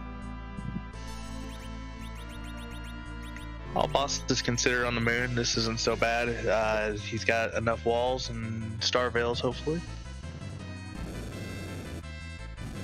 And it's not vanilla, but it's the same planet. I didn't see which spot he was at with this. I didn't catch it either. But we'll probably see in a moment. And Rumblefish making a play, heading down to Luca. Will be rewarded with his Darkness Crystal. And that will open up an objective. Chat's saying it's in the D-Lunar spot. It could be a dicey spot for Bahamut here, again, depending on your wall situation. A lot of help to choose. Yeah, Lord Bob had some Star Veils and Foo. I want to do a shout out to our tracker, Groundflyer, who's been doing an amazing job keeping us on our toes when we miss something, and to our restreamer, I'm gonna butcher his name, but Smaped, who's been doing a fantastic job with the restream.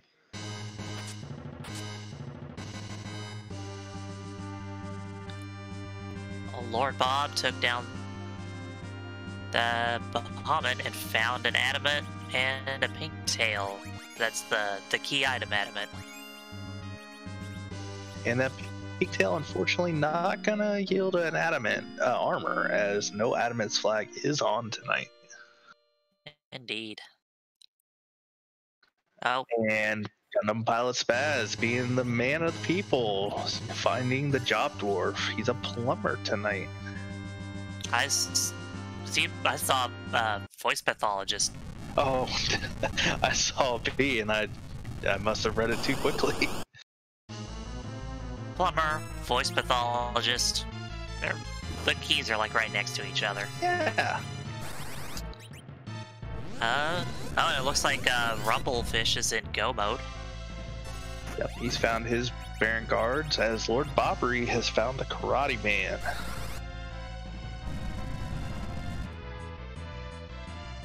Fortunately, no Paladin Cecil to give him an ouch, so he will just have to chew through this health pool.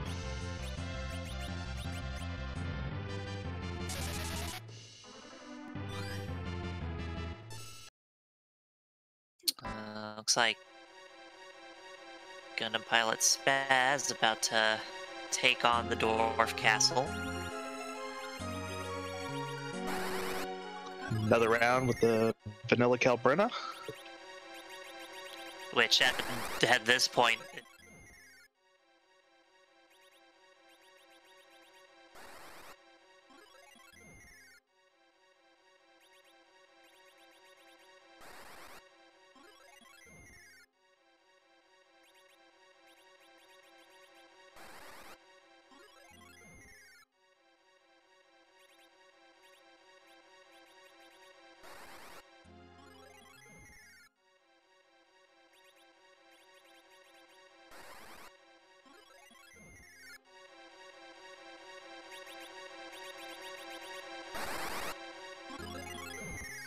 Oh, and yeah, we're back. And there we are.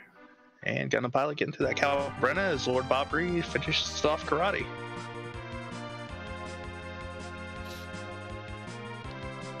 Lord Bob getting an O apple for his troubles. And Rumblefish have gotten through his warps, and he is now on his way to Mysidia to raise the whale.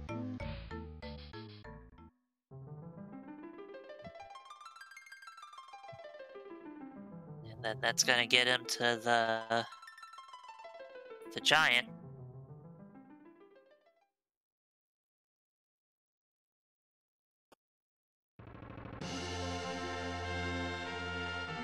Lord Bob still diving that moon.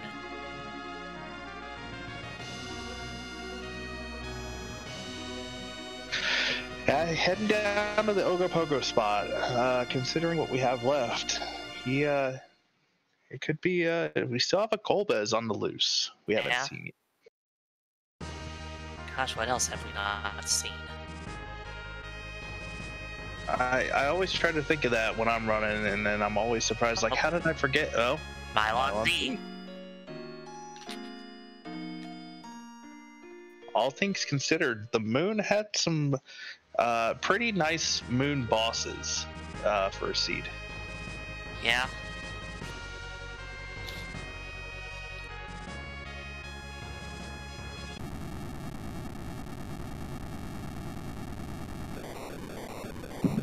Yeah, you have to wonder if Lord Bob is gonna get through the moon, and then if he's gonna remember that he's still got that Odin. He has the Odin, he has the Kate, so Kanatsu fight at Leviathan. We know the correct play, obviously.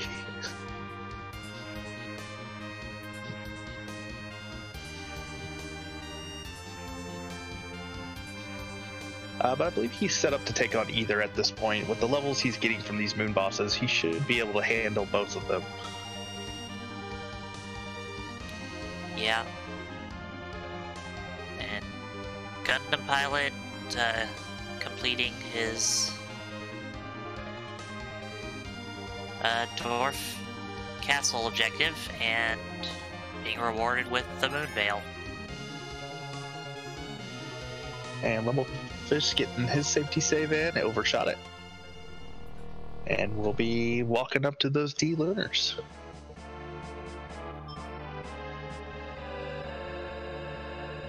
And Gundampilot going for the tower. And we had we've had a 6th place finisher with a Stone Dingley, 1 hour 46 minutes and 31 seconds. GG, Sam. GG.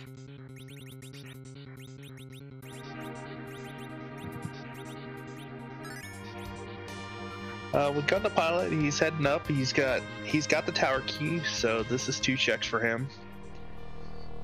We know one of them won't pan out, unfortunately, but the vanilla luggage will help him out.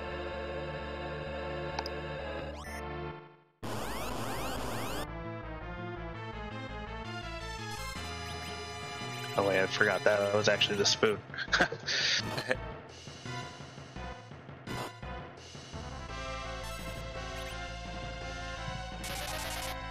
Lord Bobry is geared up for this wyvern spot.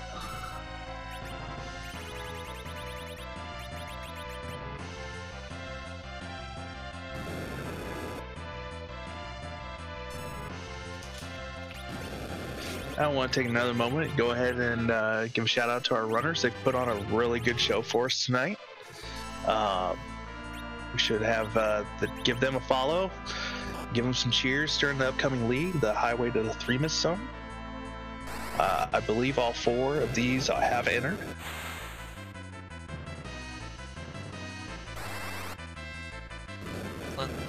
Lord Bob found the D-Mist. And of course, remembering that because we have the free key item turned on, defeating the D-Mist is not going to give you a check with Viridia's mom,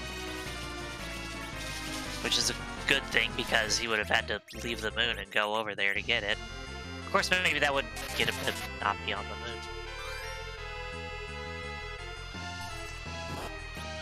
It's still a check. It's still gonna reward him with something. Just not the thing Lord Bobry's looking for. As Gundampilot's taking on Dr. Lugay, and Rumblefish is gonna try and chew through these D-lunars.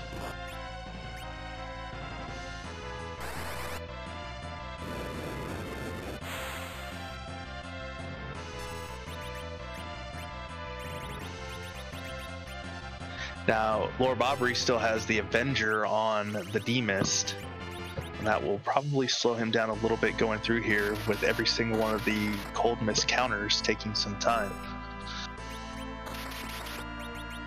Yeah, that's the unfortunate thing.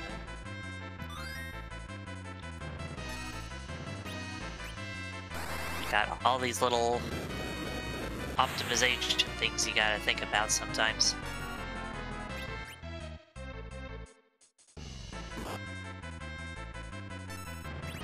And we have one frog down with Rumblefish. He's able to get the breath to bounce on one. And Gundampilot finishes up Dr. Lugay. Well, Lord Bob's cane is down, so he's not going to be berserking anymore.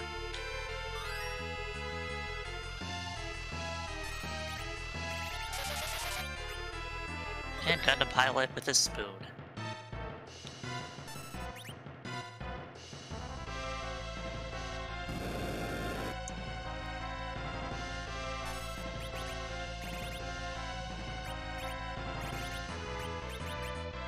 Yes, it'll be interesting, you know, if you were presented with the choice of that Kenatsu Leviathan or Odin at Odin, you know, which one would you feel more comfortable with?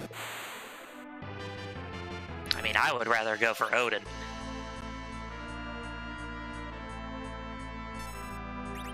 Yeah, I would have to agree with you on that. That Kenatsu, I've had that fight, and it is quite rude.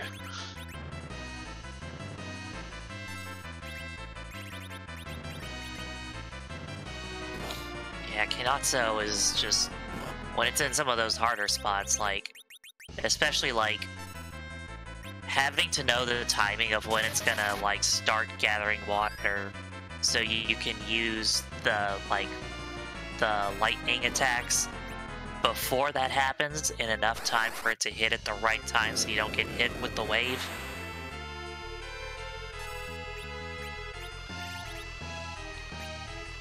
It's a lot easier to hit Odin with lightning. Yeah, as we saw, I believe it was CoffeeAndChocobos threw out a Thor Rage, or Zeus Rage, I'm sorry, with his Sid, and still did 2,200 damage. Yeah. Lord Bob got the rat tail. We'll see if he's going to end up going back down and trying to turn that in. He also got the pink tail, so he may try to do that. Yeah, the double tail turn-in could be appealing to him. Might take him off of the moon to go check those. I mean, he's looking at 4 checks back on Earth now versus 2 here on the moon, but you don't want to have to do that moon cutscene again. Yeah, he also probably doesn't want to do that DKC. I wouldn't blame him. Looks like he is going to head back to the Earth.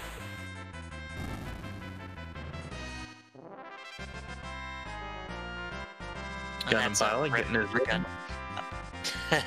Jinx.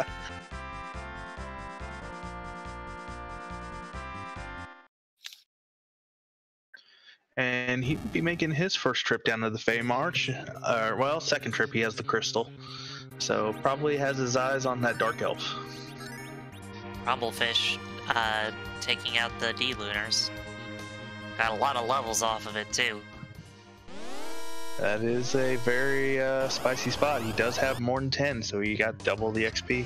And he charged right in, which we know is the right move with Mylon and friends. Yep, never punished.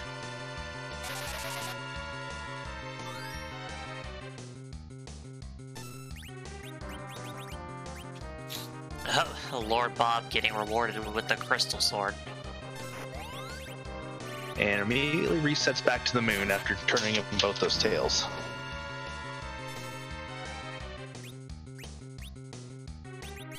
So he'll heal up and head probably over to that Pale Dim altar.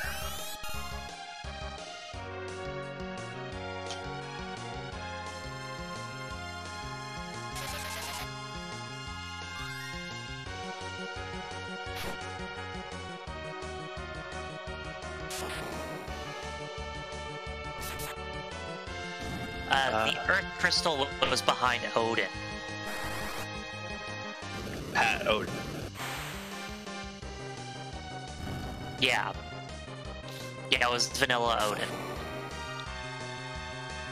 And we have our 7th place runner, Poydrek, is finished with the official time of 1 hour, 53 minutes, 56 seconds. GG's to him. GG's.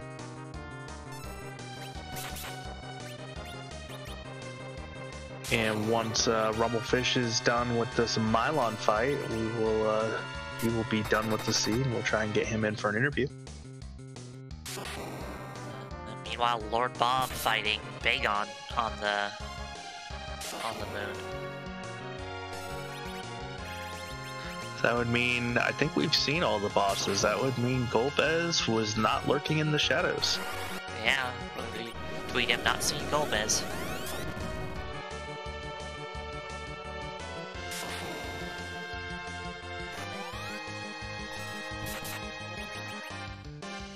Yes, Lord Goober, we have no Zeromas tonight. This is a win once you complete all the objectives. Although, so far for Coffee and Chocobos and now Rumblefish, the butt was Mylon.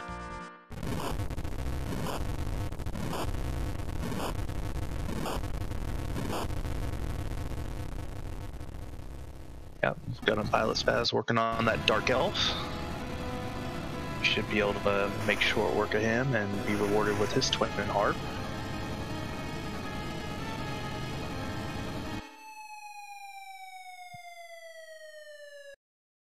And Yang coming in just a little too late.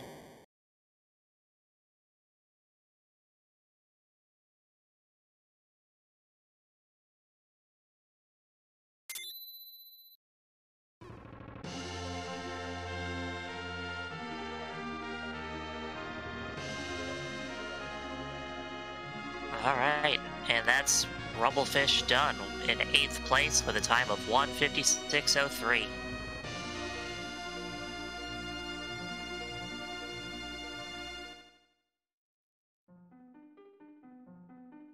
GG's to him. We'll see if we can get him in here for an interview. Gundam Pilot finishing up his Dark Elf and heading on out. Lord Bob got the Legend Sword.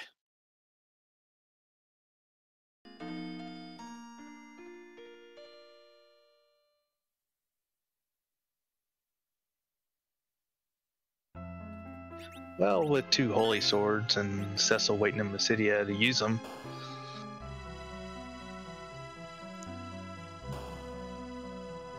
Well, it looks like he's gonna go back to DKC. I think with the levels he got clearing the moon bosses, he should be able to power through this to get at least a heal or 2 off.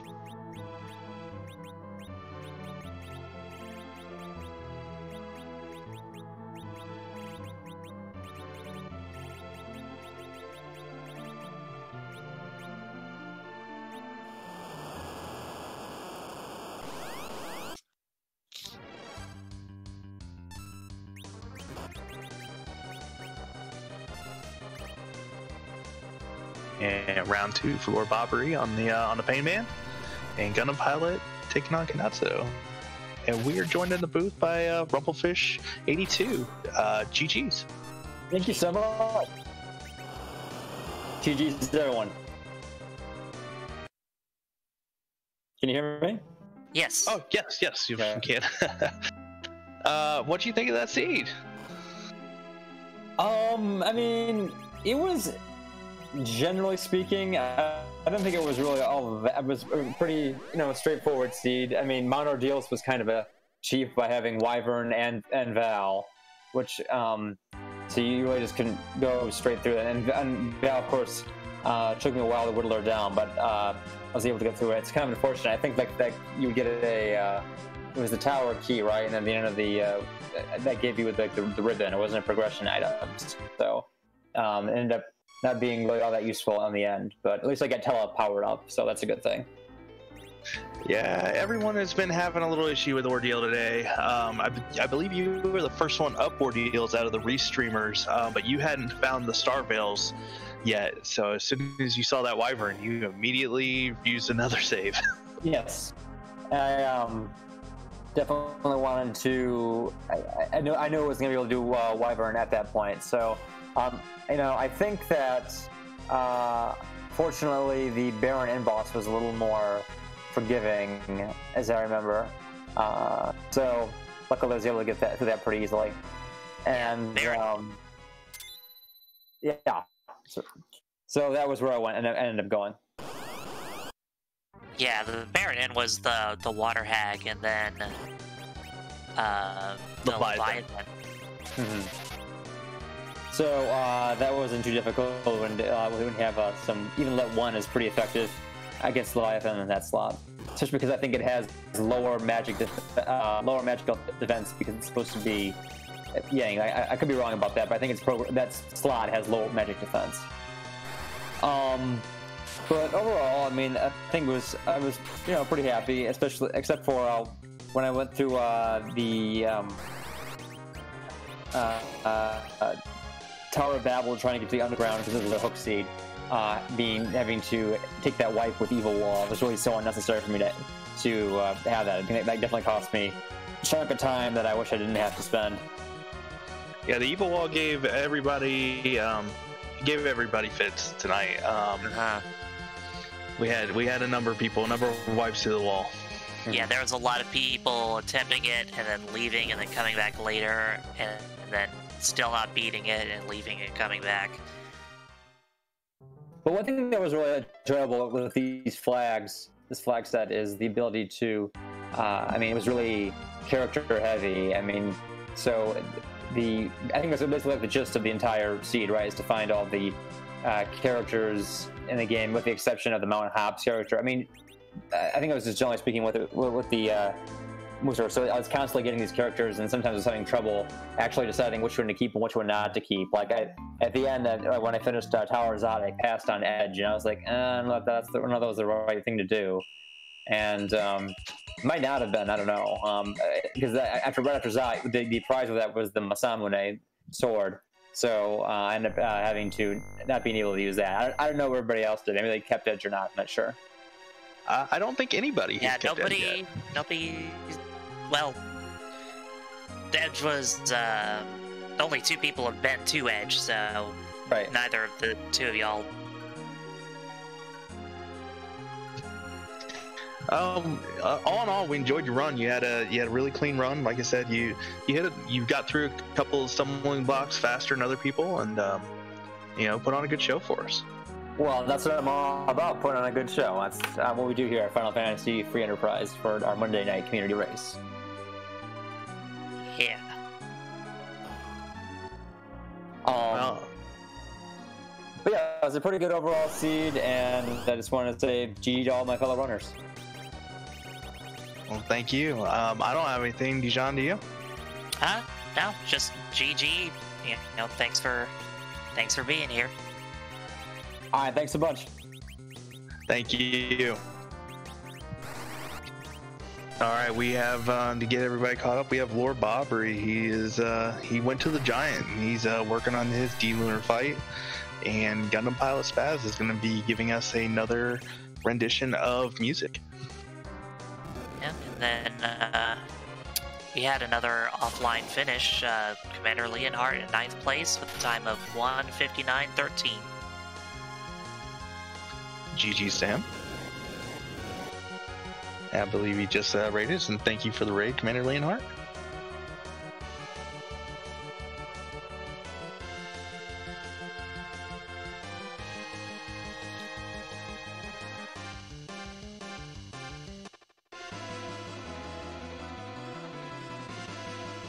we got a frog. We have a lot of frogs.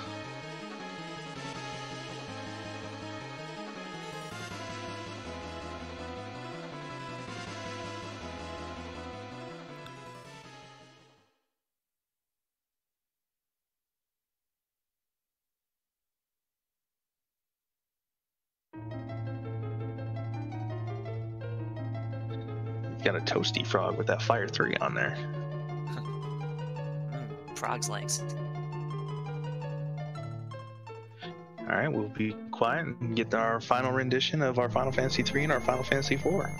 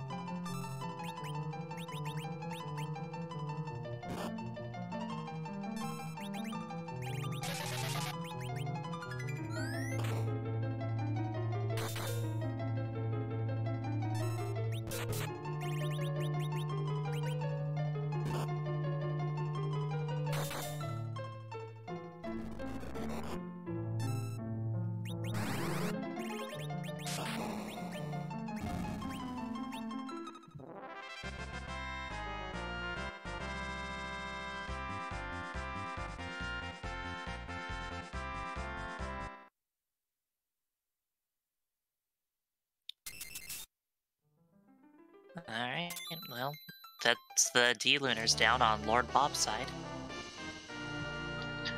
And he's gonna elect for the safety save.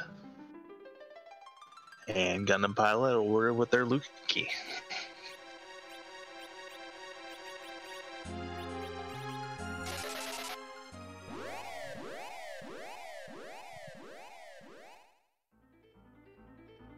So I don't think Gundam Pilot has checked the Odin spot yet.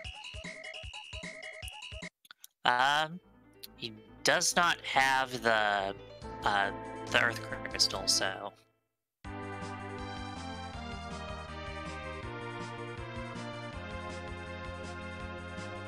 It'll be interesting to see where Lord Bree decides to go. Will he go back to Feymarch or will he head to Baron?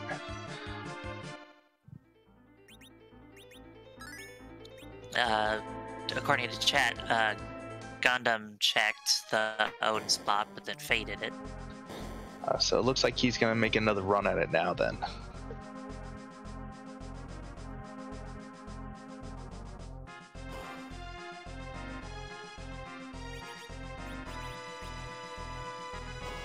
Yep.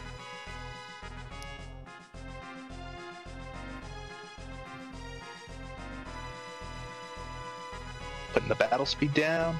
He's feeling confident, I think.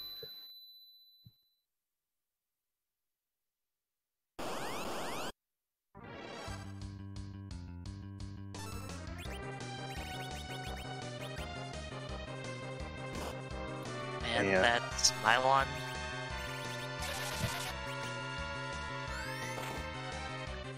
Having all the key items, he just got a good chunk of levels there.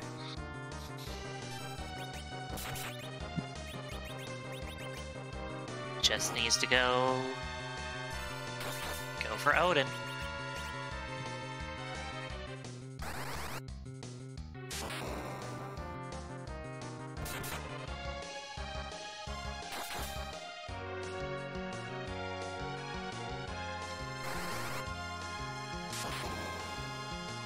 And at this point, I can't imagine Lord Bree taking the Yang. I mean, he could punch something. Not for a lot, but he could punch something. Named him Gollum.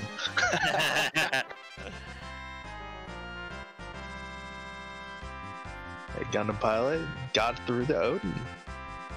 And where's Lord Bree? Going to pick up his Enterprise.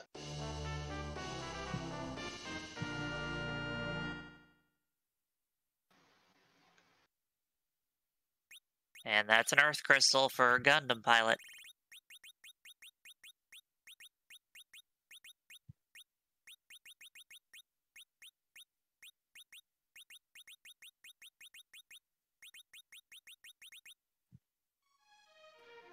Where does he go?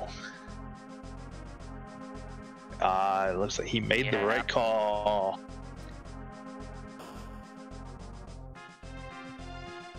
I would have felt so bad if he went. Yeah. Not so. I mean, I felt bad when he went to the moon, unfortunately. You know, knowing what we know, you know, he made the right call with the information he had, though. You know, with so many checks on the moon.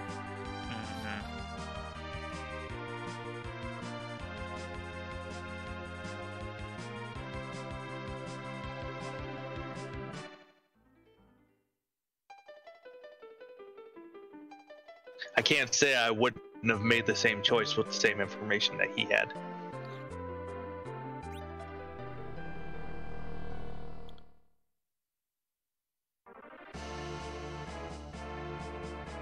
Alright. Gundampilotspaz on his way to Tower of Zot.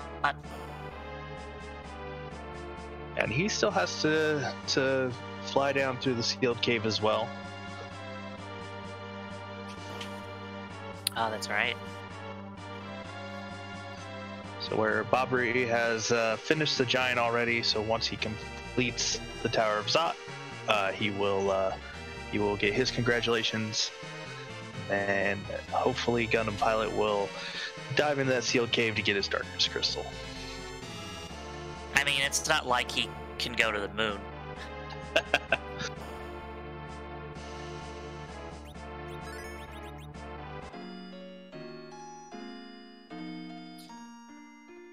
Because I think by the time that he, unless I'm mistaken, I think by the time he gets that that darkness crystal from the sealed cave, the only objective he'd have left is giant. Yep, and he will just be a couple of cutscenes away from hitting it. Now, Lord Bree completing the 17 out of 17, as the pass was not in this seed.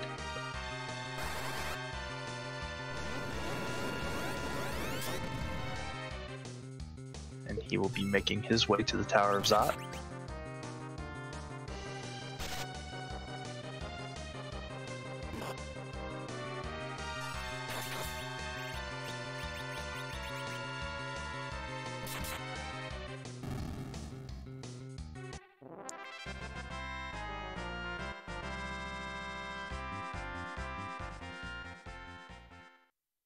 And that's the antlion down for Gundam.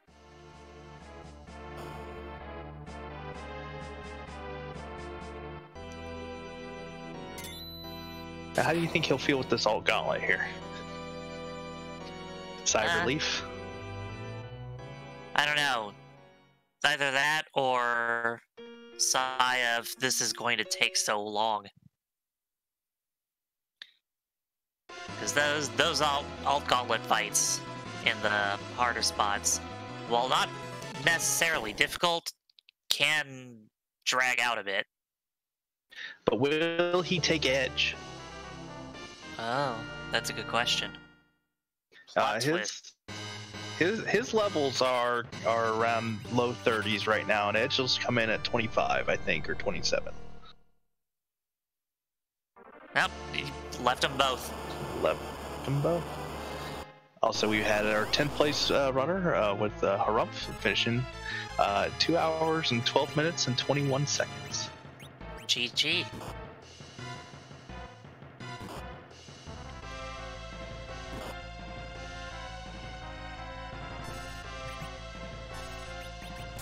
And Lord Bree threw his antlion.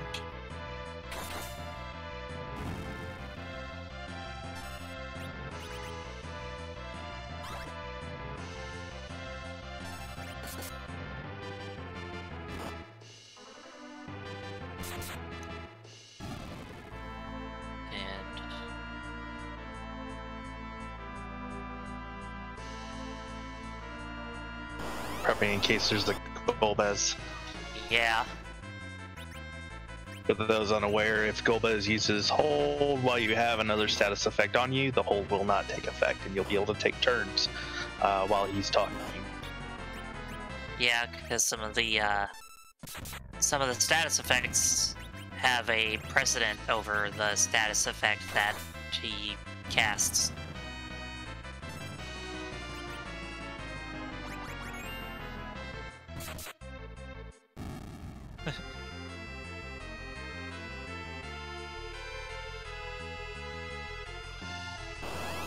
I was curious which one was Legless and which one was Sam. Yeah. And Lord Bree, unsurprisingly, opting not to take either Edge or Edward. The two Eds.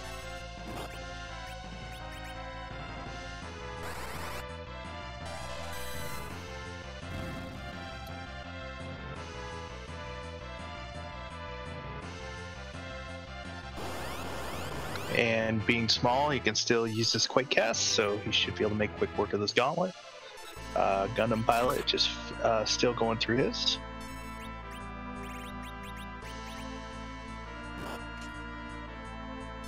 Yeah, these like jelly enemies look interesting. They have a very high physical defense and very low magic defense, and they are typically weak to an element depending on their color. Or a virus will just take them all out. Or a virus.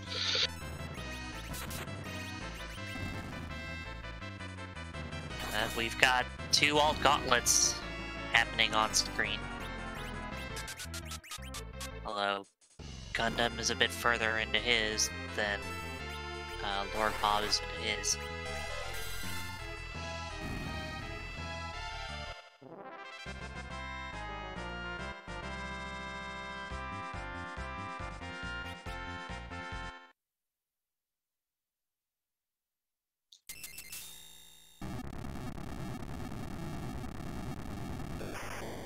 And it looks like Gundam Pilot is done with that alt gauntlet.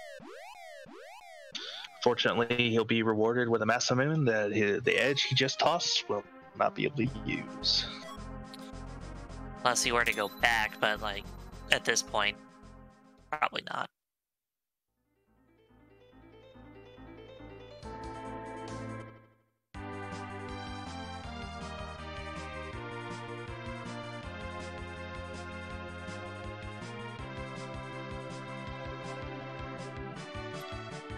And Gundam going back underground.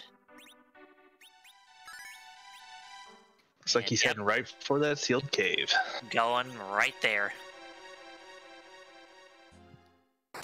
And Lord Bree should be wrapping up here soon. We will try and get him in for an interview.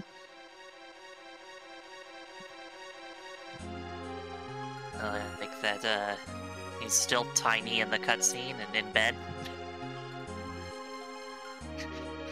Just all objectives complete, just sleeping now. And that's GG to him with official time of 2 hours and 16 minutes and 15 seconds. GG to him. GG, we'll try and get him in for an interview.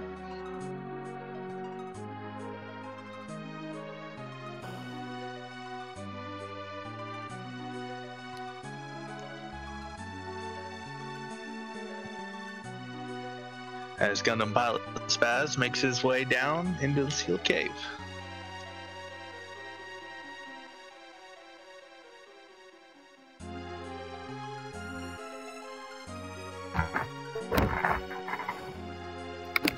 Lord Bree, GG's. Yeah. So how'd you like that seed?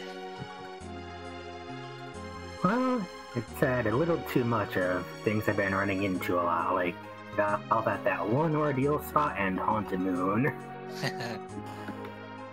Well, you'll be happy to know everyone struggled with that ordeal spot. Yeah, I figured that was really mage heavy. I really should have taken that Cecil. That plus a crystal armor would have helped in some of the later spots. Yeah, you got through the wall around the same time, I believe, as CoffeeAndChocobos.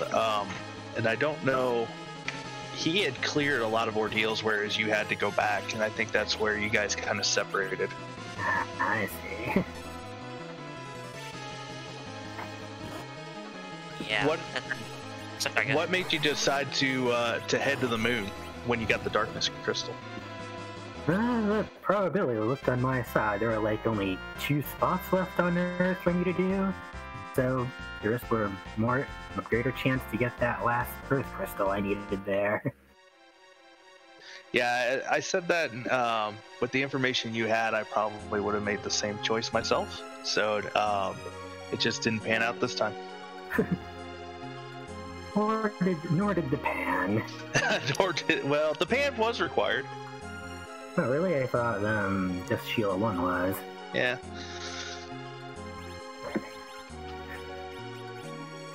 How'd you feel with it being a hook route? I mean, I'm fine with them at this point. It's like pretty common. Yeah, Does just seem- at the very beginning and saw everyone getting the hook at the beginning, we were just like, this is probably a hook seed. And it really wanted you to go down to that hook with the bosses that it gave you.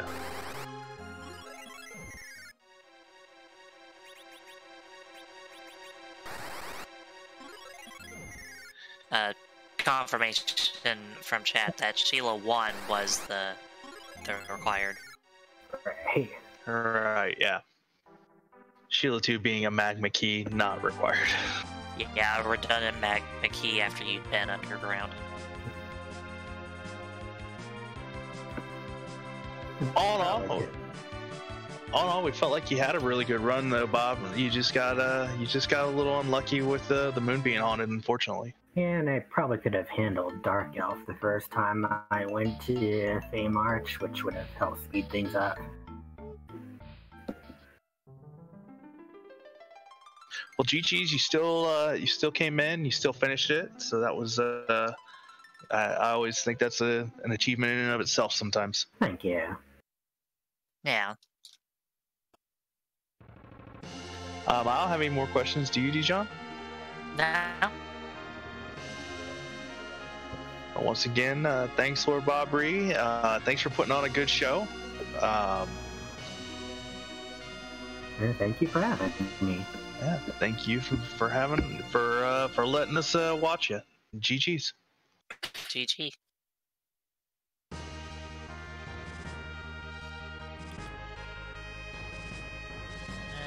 with that, we have Gundam raising the big whale.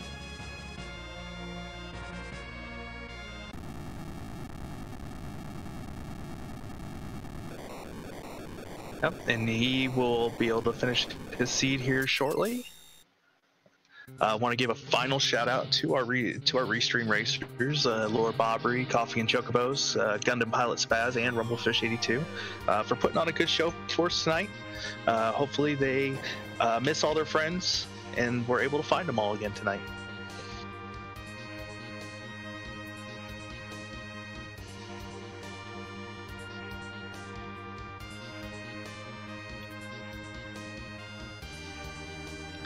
Just watch the long final march to the end of the seed. Yeah, three out of the 4 restreamed runners finished it out with the Giant of Babel.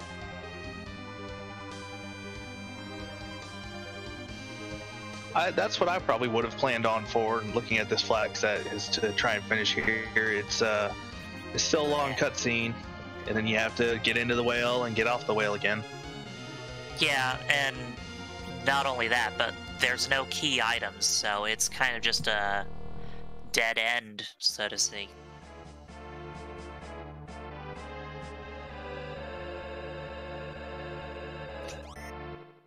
Chat pointing out that the friends we didn't take along with us can just clean the crystal room as Gundam Pilot gets ready to take on these D-Lunars.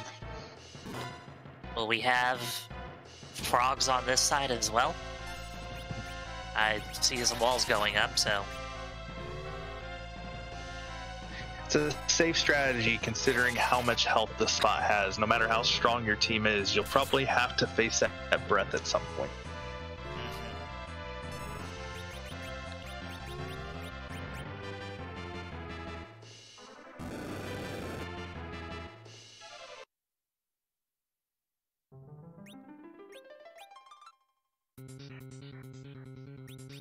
Oh.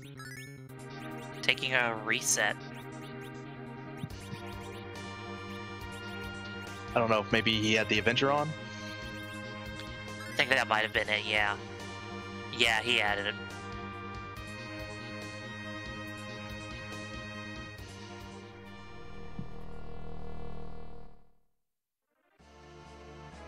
Oh, apparently he triggered virus and wouldn't get frost.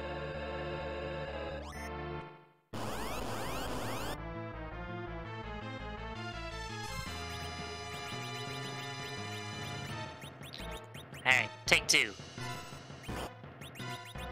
That Avenger can be a helpful and a hindrance at times. Yeah. Sometimes you forget about it and then you go into a fight and it's just like you go into the CPU and you end up, before you know it, you end up getting Globe 199.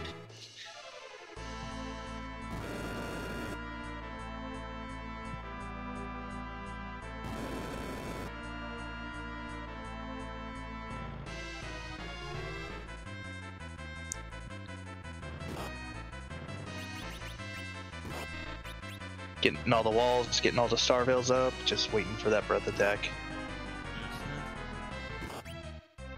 Just gotta keep his health up.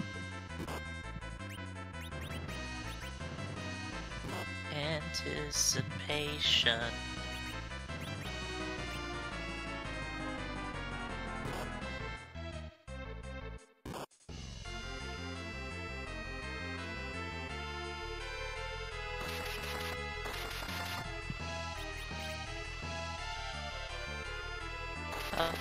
There we go. There's the breath, but the walls fell off. Oh gosh. And it didn't hit that one in the front either.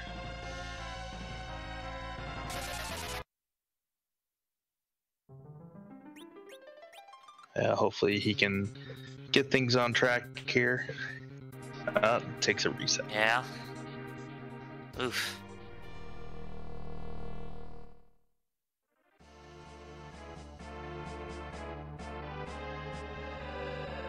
Yeah, I think he's got this. I think it was just some bad luck there. Took too long for the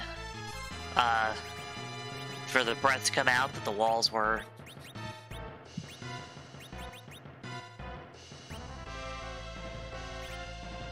But he's got this.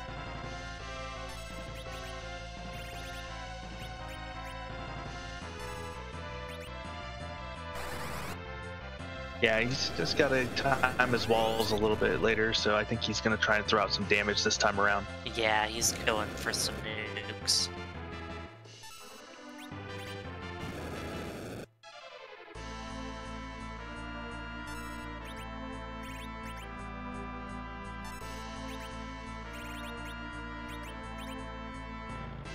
Yeah, the fire's kind of rough here, but it's definitely more preferable to deal with than the viruses. Yeah.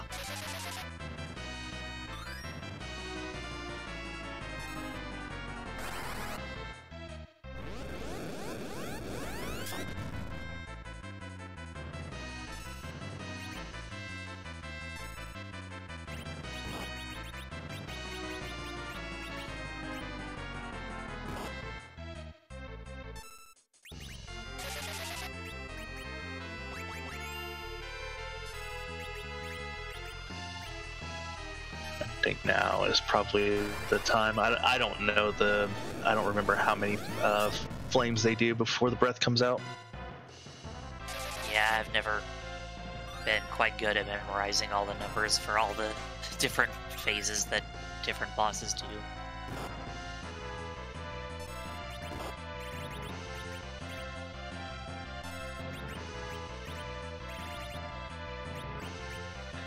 But we will have a number of high-quality matches for us coming up with the Highway to the Threema Zone starting next week. There'll be a lot of free enterprise runs of various races, so please come out, show your support for the runners as they compete in the Highway to the Threema Zone League. And it's a pretty big tournament, so there will be a lot of matches happening.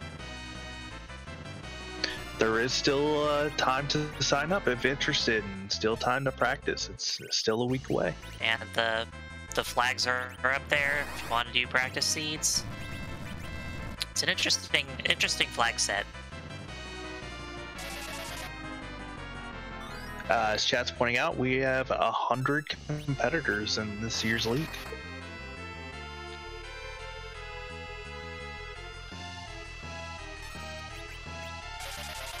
Oh no! Oh, he forgot to get his walls up.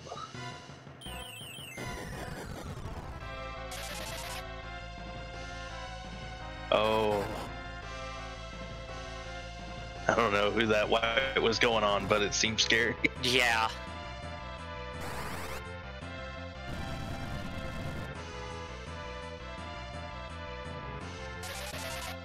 Wonder if he's just gonna try and solo quake them, or I don't know if he's maybe keeping track of how much health, or...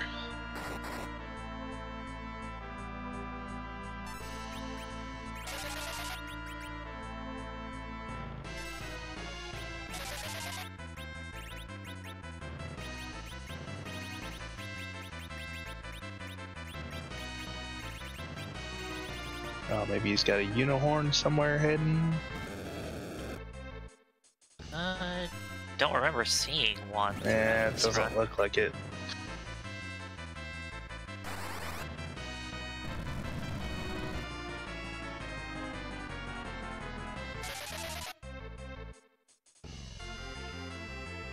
Yeah, I guess he's just trying to salvage it by solo quaking with Palom rather than reset again.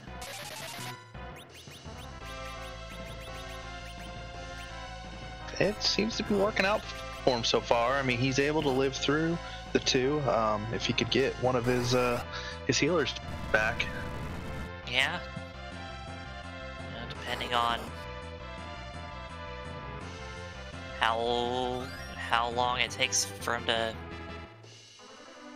quake them down, this may actually be faster than resetting and starting over. And he got a couple of nukes on that back one. I think he got 3. Yeah. It might be beneficial for him to throw that moon veil up.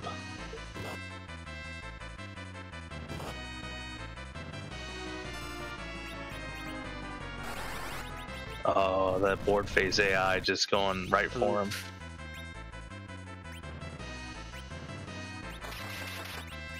Now, the moon veil wouldn't save him from the fire attack, but it would save him from those physicals. Oh, and there's breath again. Yeah. He's committed to it. He's going in. Oh. No.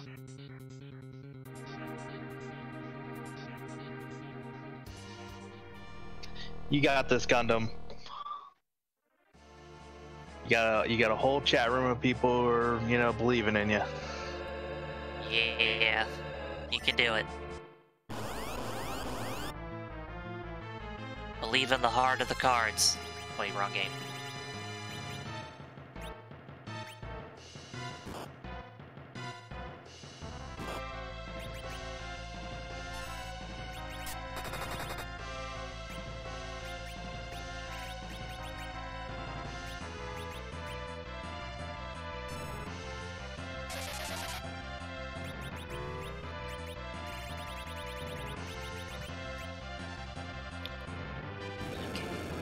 Putting up some walls now. Oh, now throwing the adventure out with that light sword.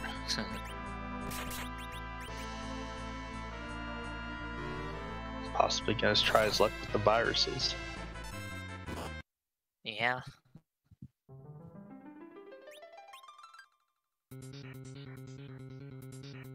Nope. Maybe not. Yeah.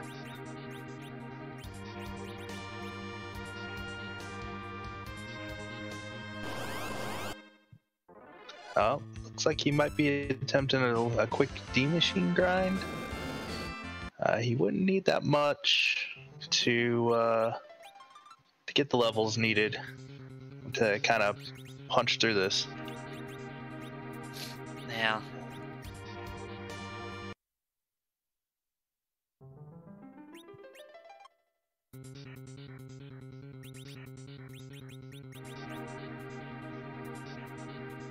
Yeah, I forgot to have his counter on when you reset.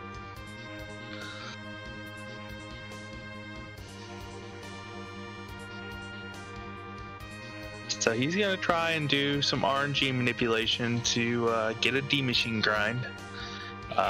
There's a chart linked in the resources that he's following along to try and guarantee he gets the fight that he needs.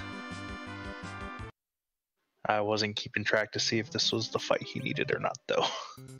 Yeah, I don't have that chart memorized, and I'm bad at counting.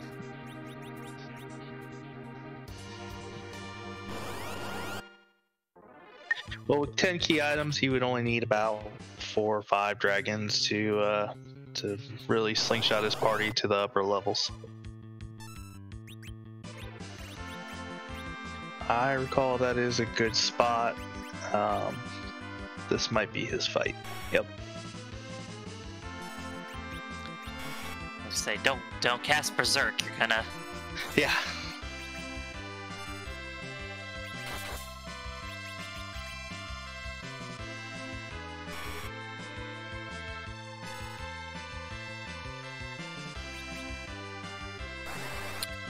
Well, in the meantime, we do have a 12th place finisher, Tybalt, with an official time of 2:34:56. So GG. GG Sybil. Oh, it wasn't the fight he needed. With the horseman. You hate to see it happen.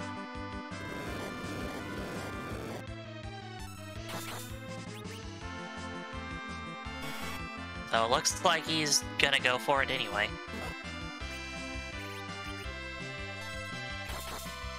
Unless I miscounted, that should have been the right fight.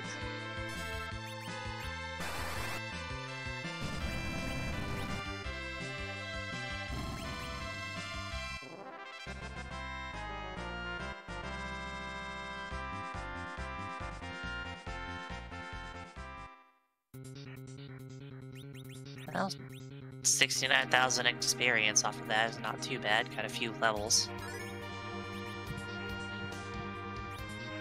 And maybe he thinks, 3 more levels gets him a little bit more speed, a little more health.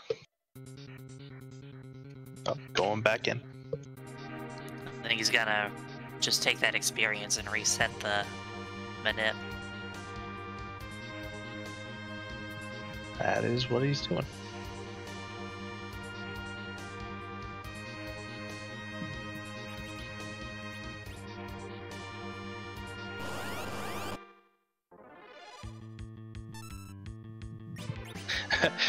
Making sure that he has encounters on. And let's see if he got it this time. And looking at the chart, up in the mid-40s, there's 2 back-to-back guaranteed spots, so I think that's where I lost count.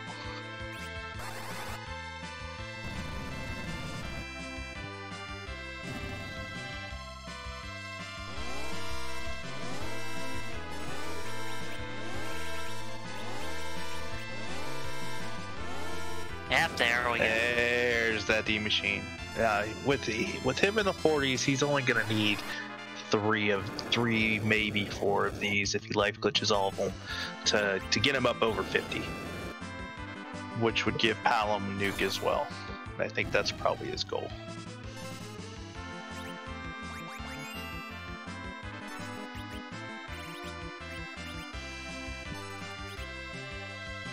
Getting that life glitch off.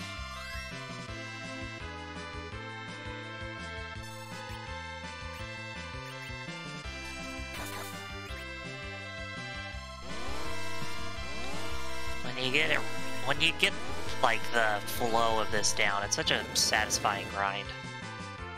Oh, I remember my first one was just terrible. I kept weakening the searcher. And then killing the searcher, and that speeds that dragon up really fast. Yeah.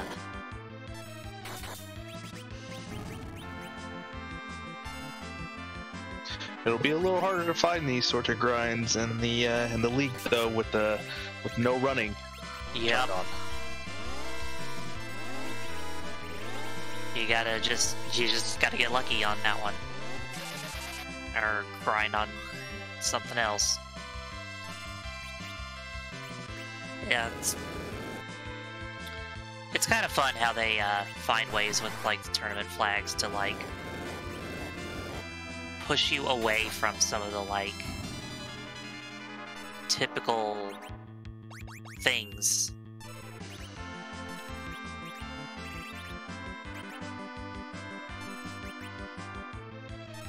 As chat pointing out, they did discover a recent manipulation where you can use Baron to, the encounters outside Baron to figure out D machine spot. Well, there you go. And 11 levels for Palom should put him right at nuke levels, which should be what the doctor ordered. My doctor frequently orders me to nuke things. What good doctor wouldn't?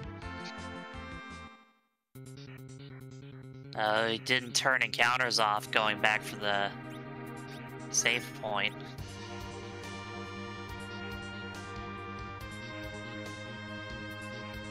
And didn't save it with his encounters off either.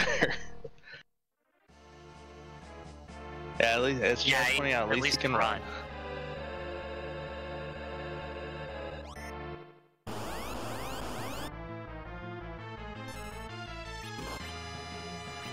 To answer chat, at least Dr. Luge has the doctor title. Somebody in at Baron University gave that man a medical degree. I mean, you don't have to have a medical degree to be a doctor. You could be a doctor of library science. I like to think that, with how he built Balnab, that, maybe he has a little medical background.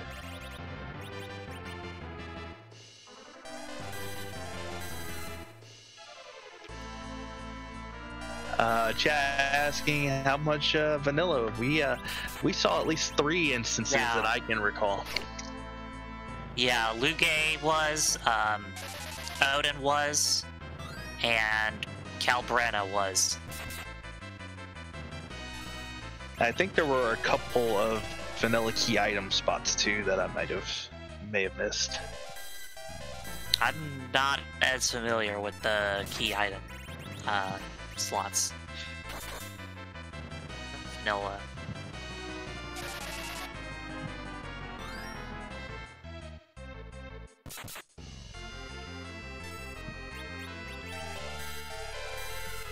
He's got Fu and Palom casting. He's got Avenger Sword swinging away.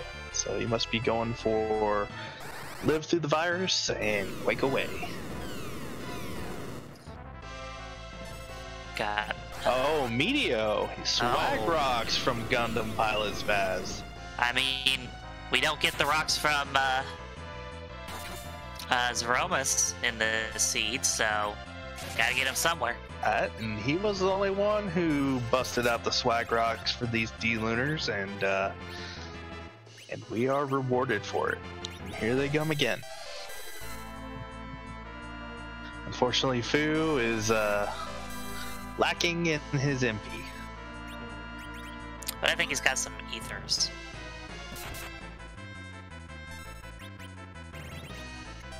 Chat speculating on the qualifications of Dr. Luge.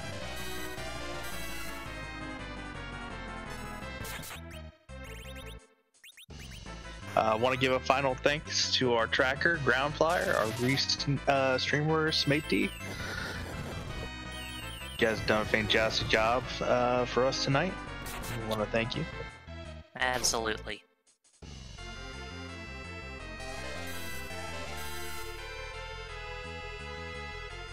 He's just all out going to town on these things. He is pulling out all stops. And now they're walled. I think he has his Rosa with a wall.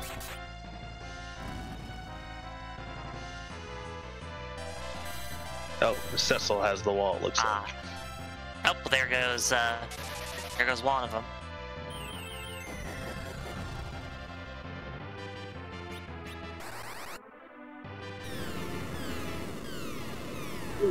That wall fell off at a very inopportune time. Rosa really wanted in on those D-Lunars with that white spell.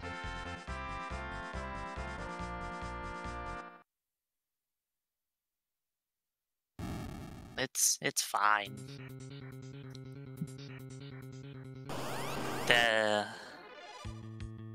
Is he gonna do the safety save? Is he gonna? Yeah. Oh, and he forgot to turn them off again.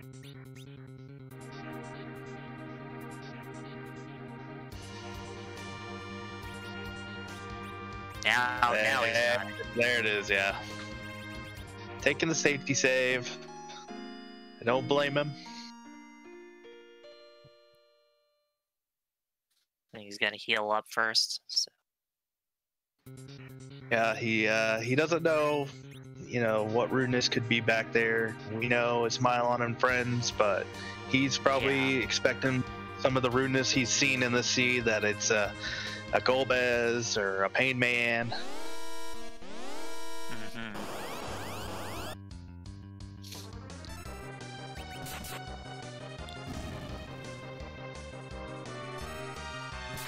And he's probably breathing a sigh of relief at the Mylon and friends. Yeah. He's just letting Cecil clean him out. Yeah, just finishing it off.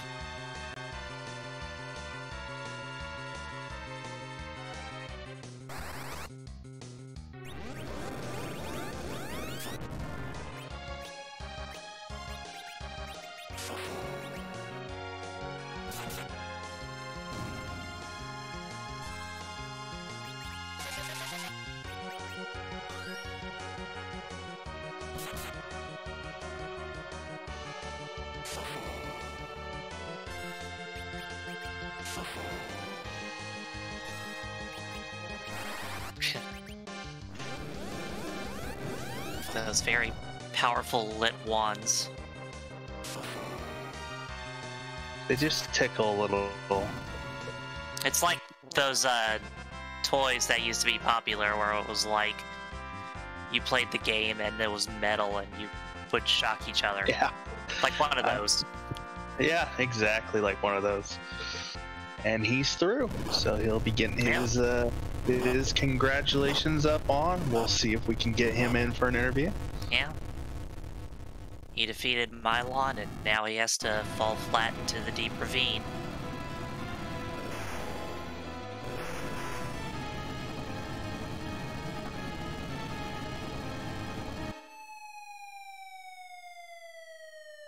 He doesn't even get the option to turn Yang down. Yeah.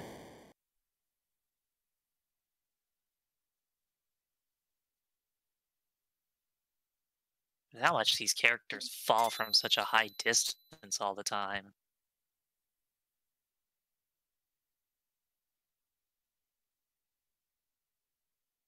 Gundampilotspaz is in with an official time of 2 hours and 47 minutes and 40 seconds. GG, Gundam. Oh, hey guys. I'm surprised. I mean, thanks for sticking with me that long, but I didn't expect you to. Oh, what a seed, huh? Hey, it was a doozy. That was a seed, all right. Oh, hey guys. Oh, I have to. I'm surprised. Like, how did the other people? Did people just push through Vivalis without running away? Like, how did other people do? No, they like everyone had multiple attempts at Valvalis throughout as they got stronger. Yeah. Everybody had a different strategy for that. I think you had went to Fable and got the Artemis bow first, or Lord Bobbery did. One of you two went early to Fable, got that bow, and tried it with that. But I think most everybody did that after the wall, except for Rumblefish. Grinded up a little bit and was able to complete it. Yeah, there was nothing more disappointing than I think I've felt in this game when bouncing off of Alice, thinking, okay, let's go, try to get underground, and then meeting Evil Wall. God, yeah, that was a nasty ordeals, and then in the end, it turned out to be a dead end. And I was, all the way through, like even when I got the Luca key, I just thought I can't be at the end of Seal Cave. They're not gonna do that to me. Yeah.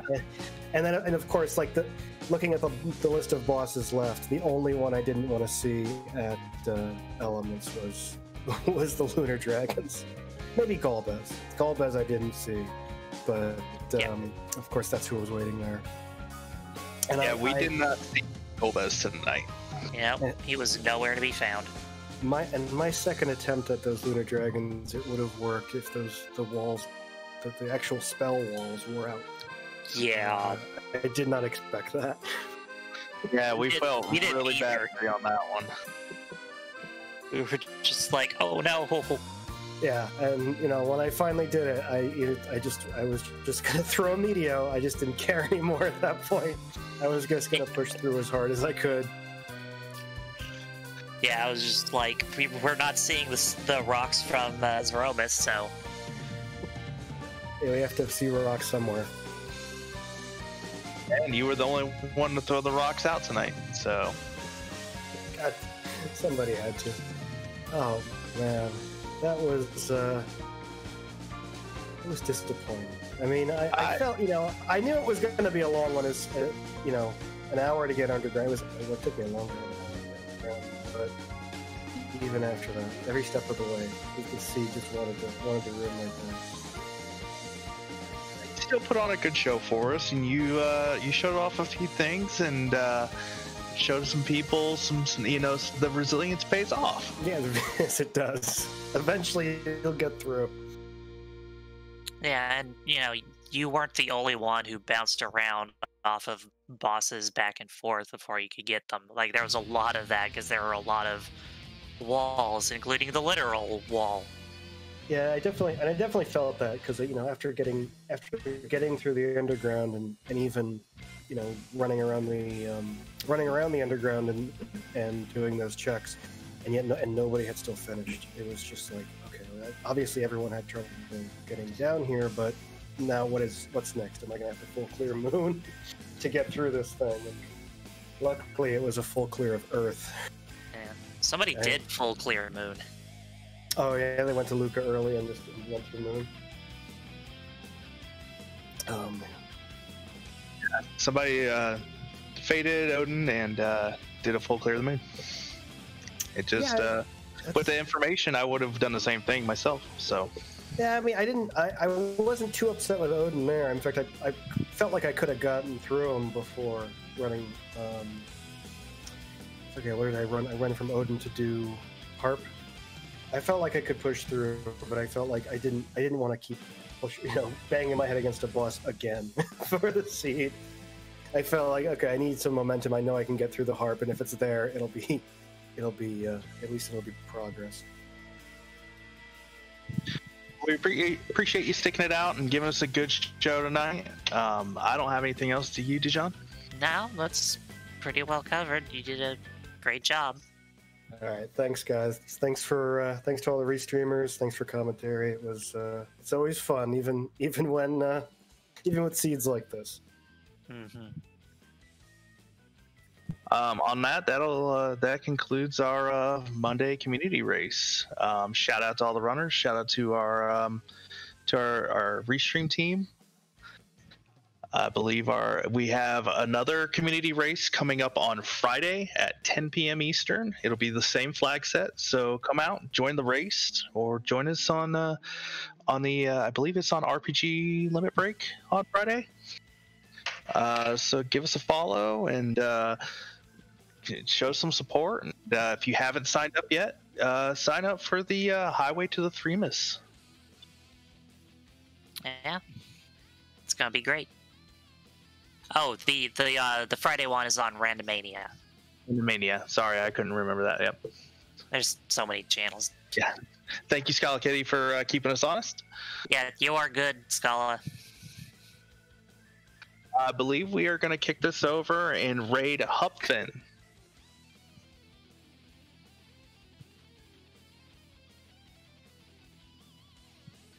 What's Hupfin running?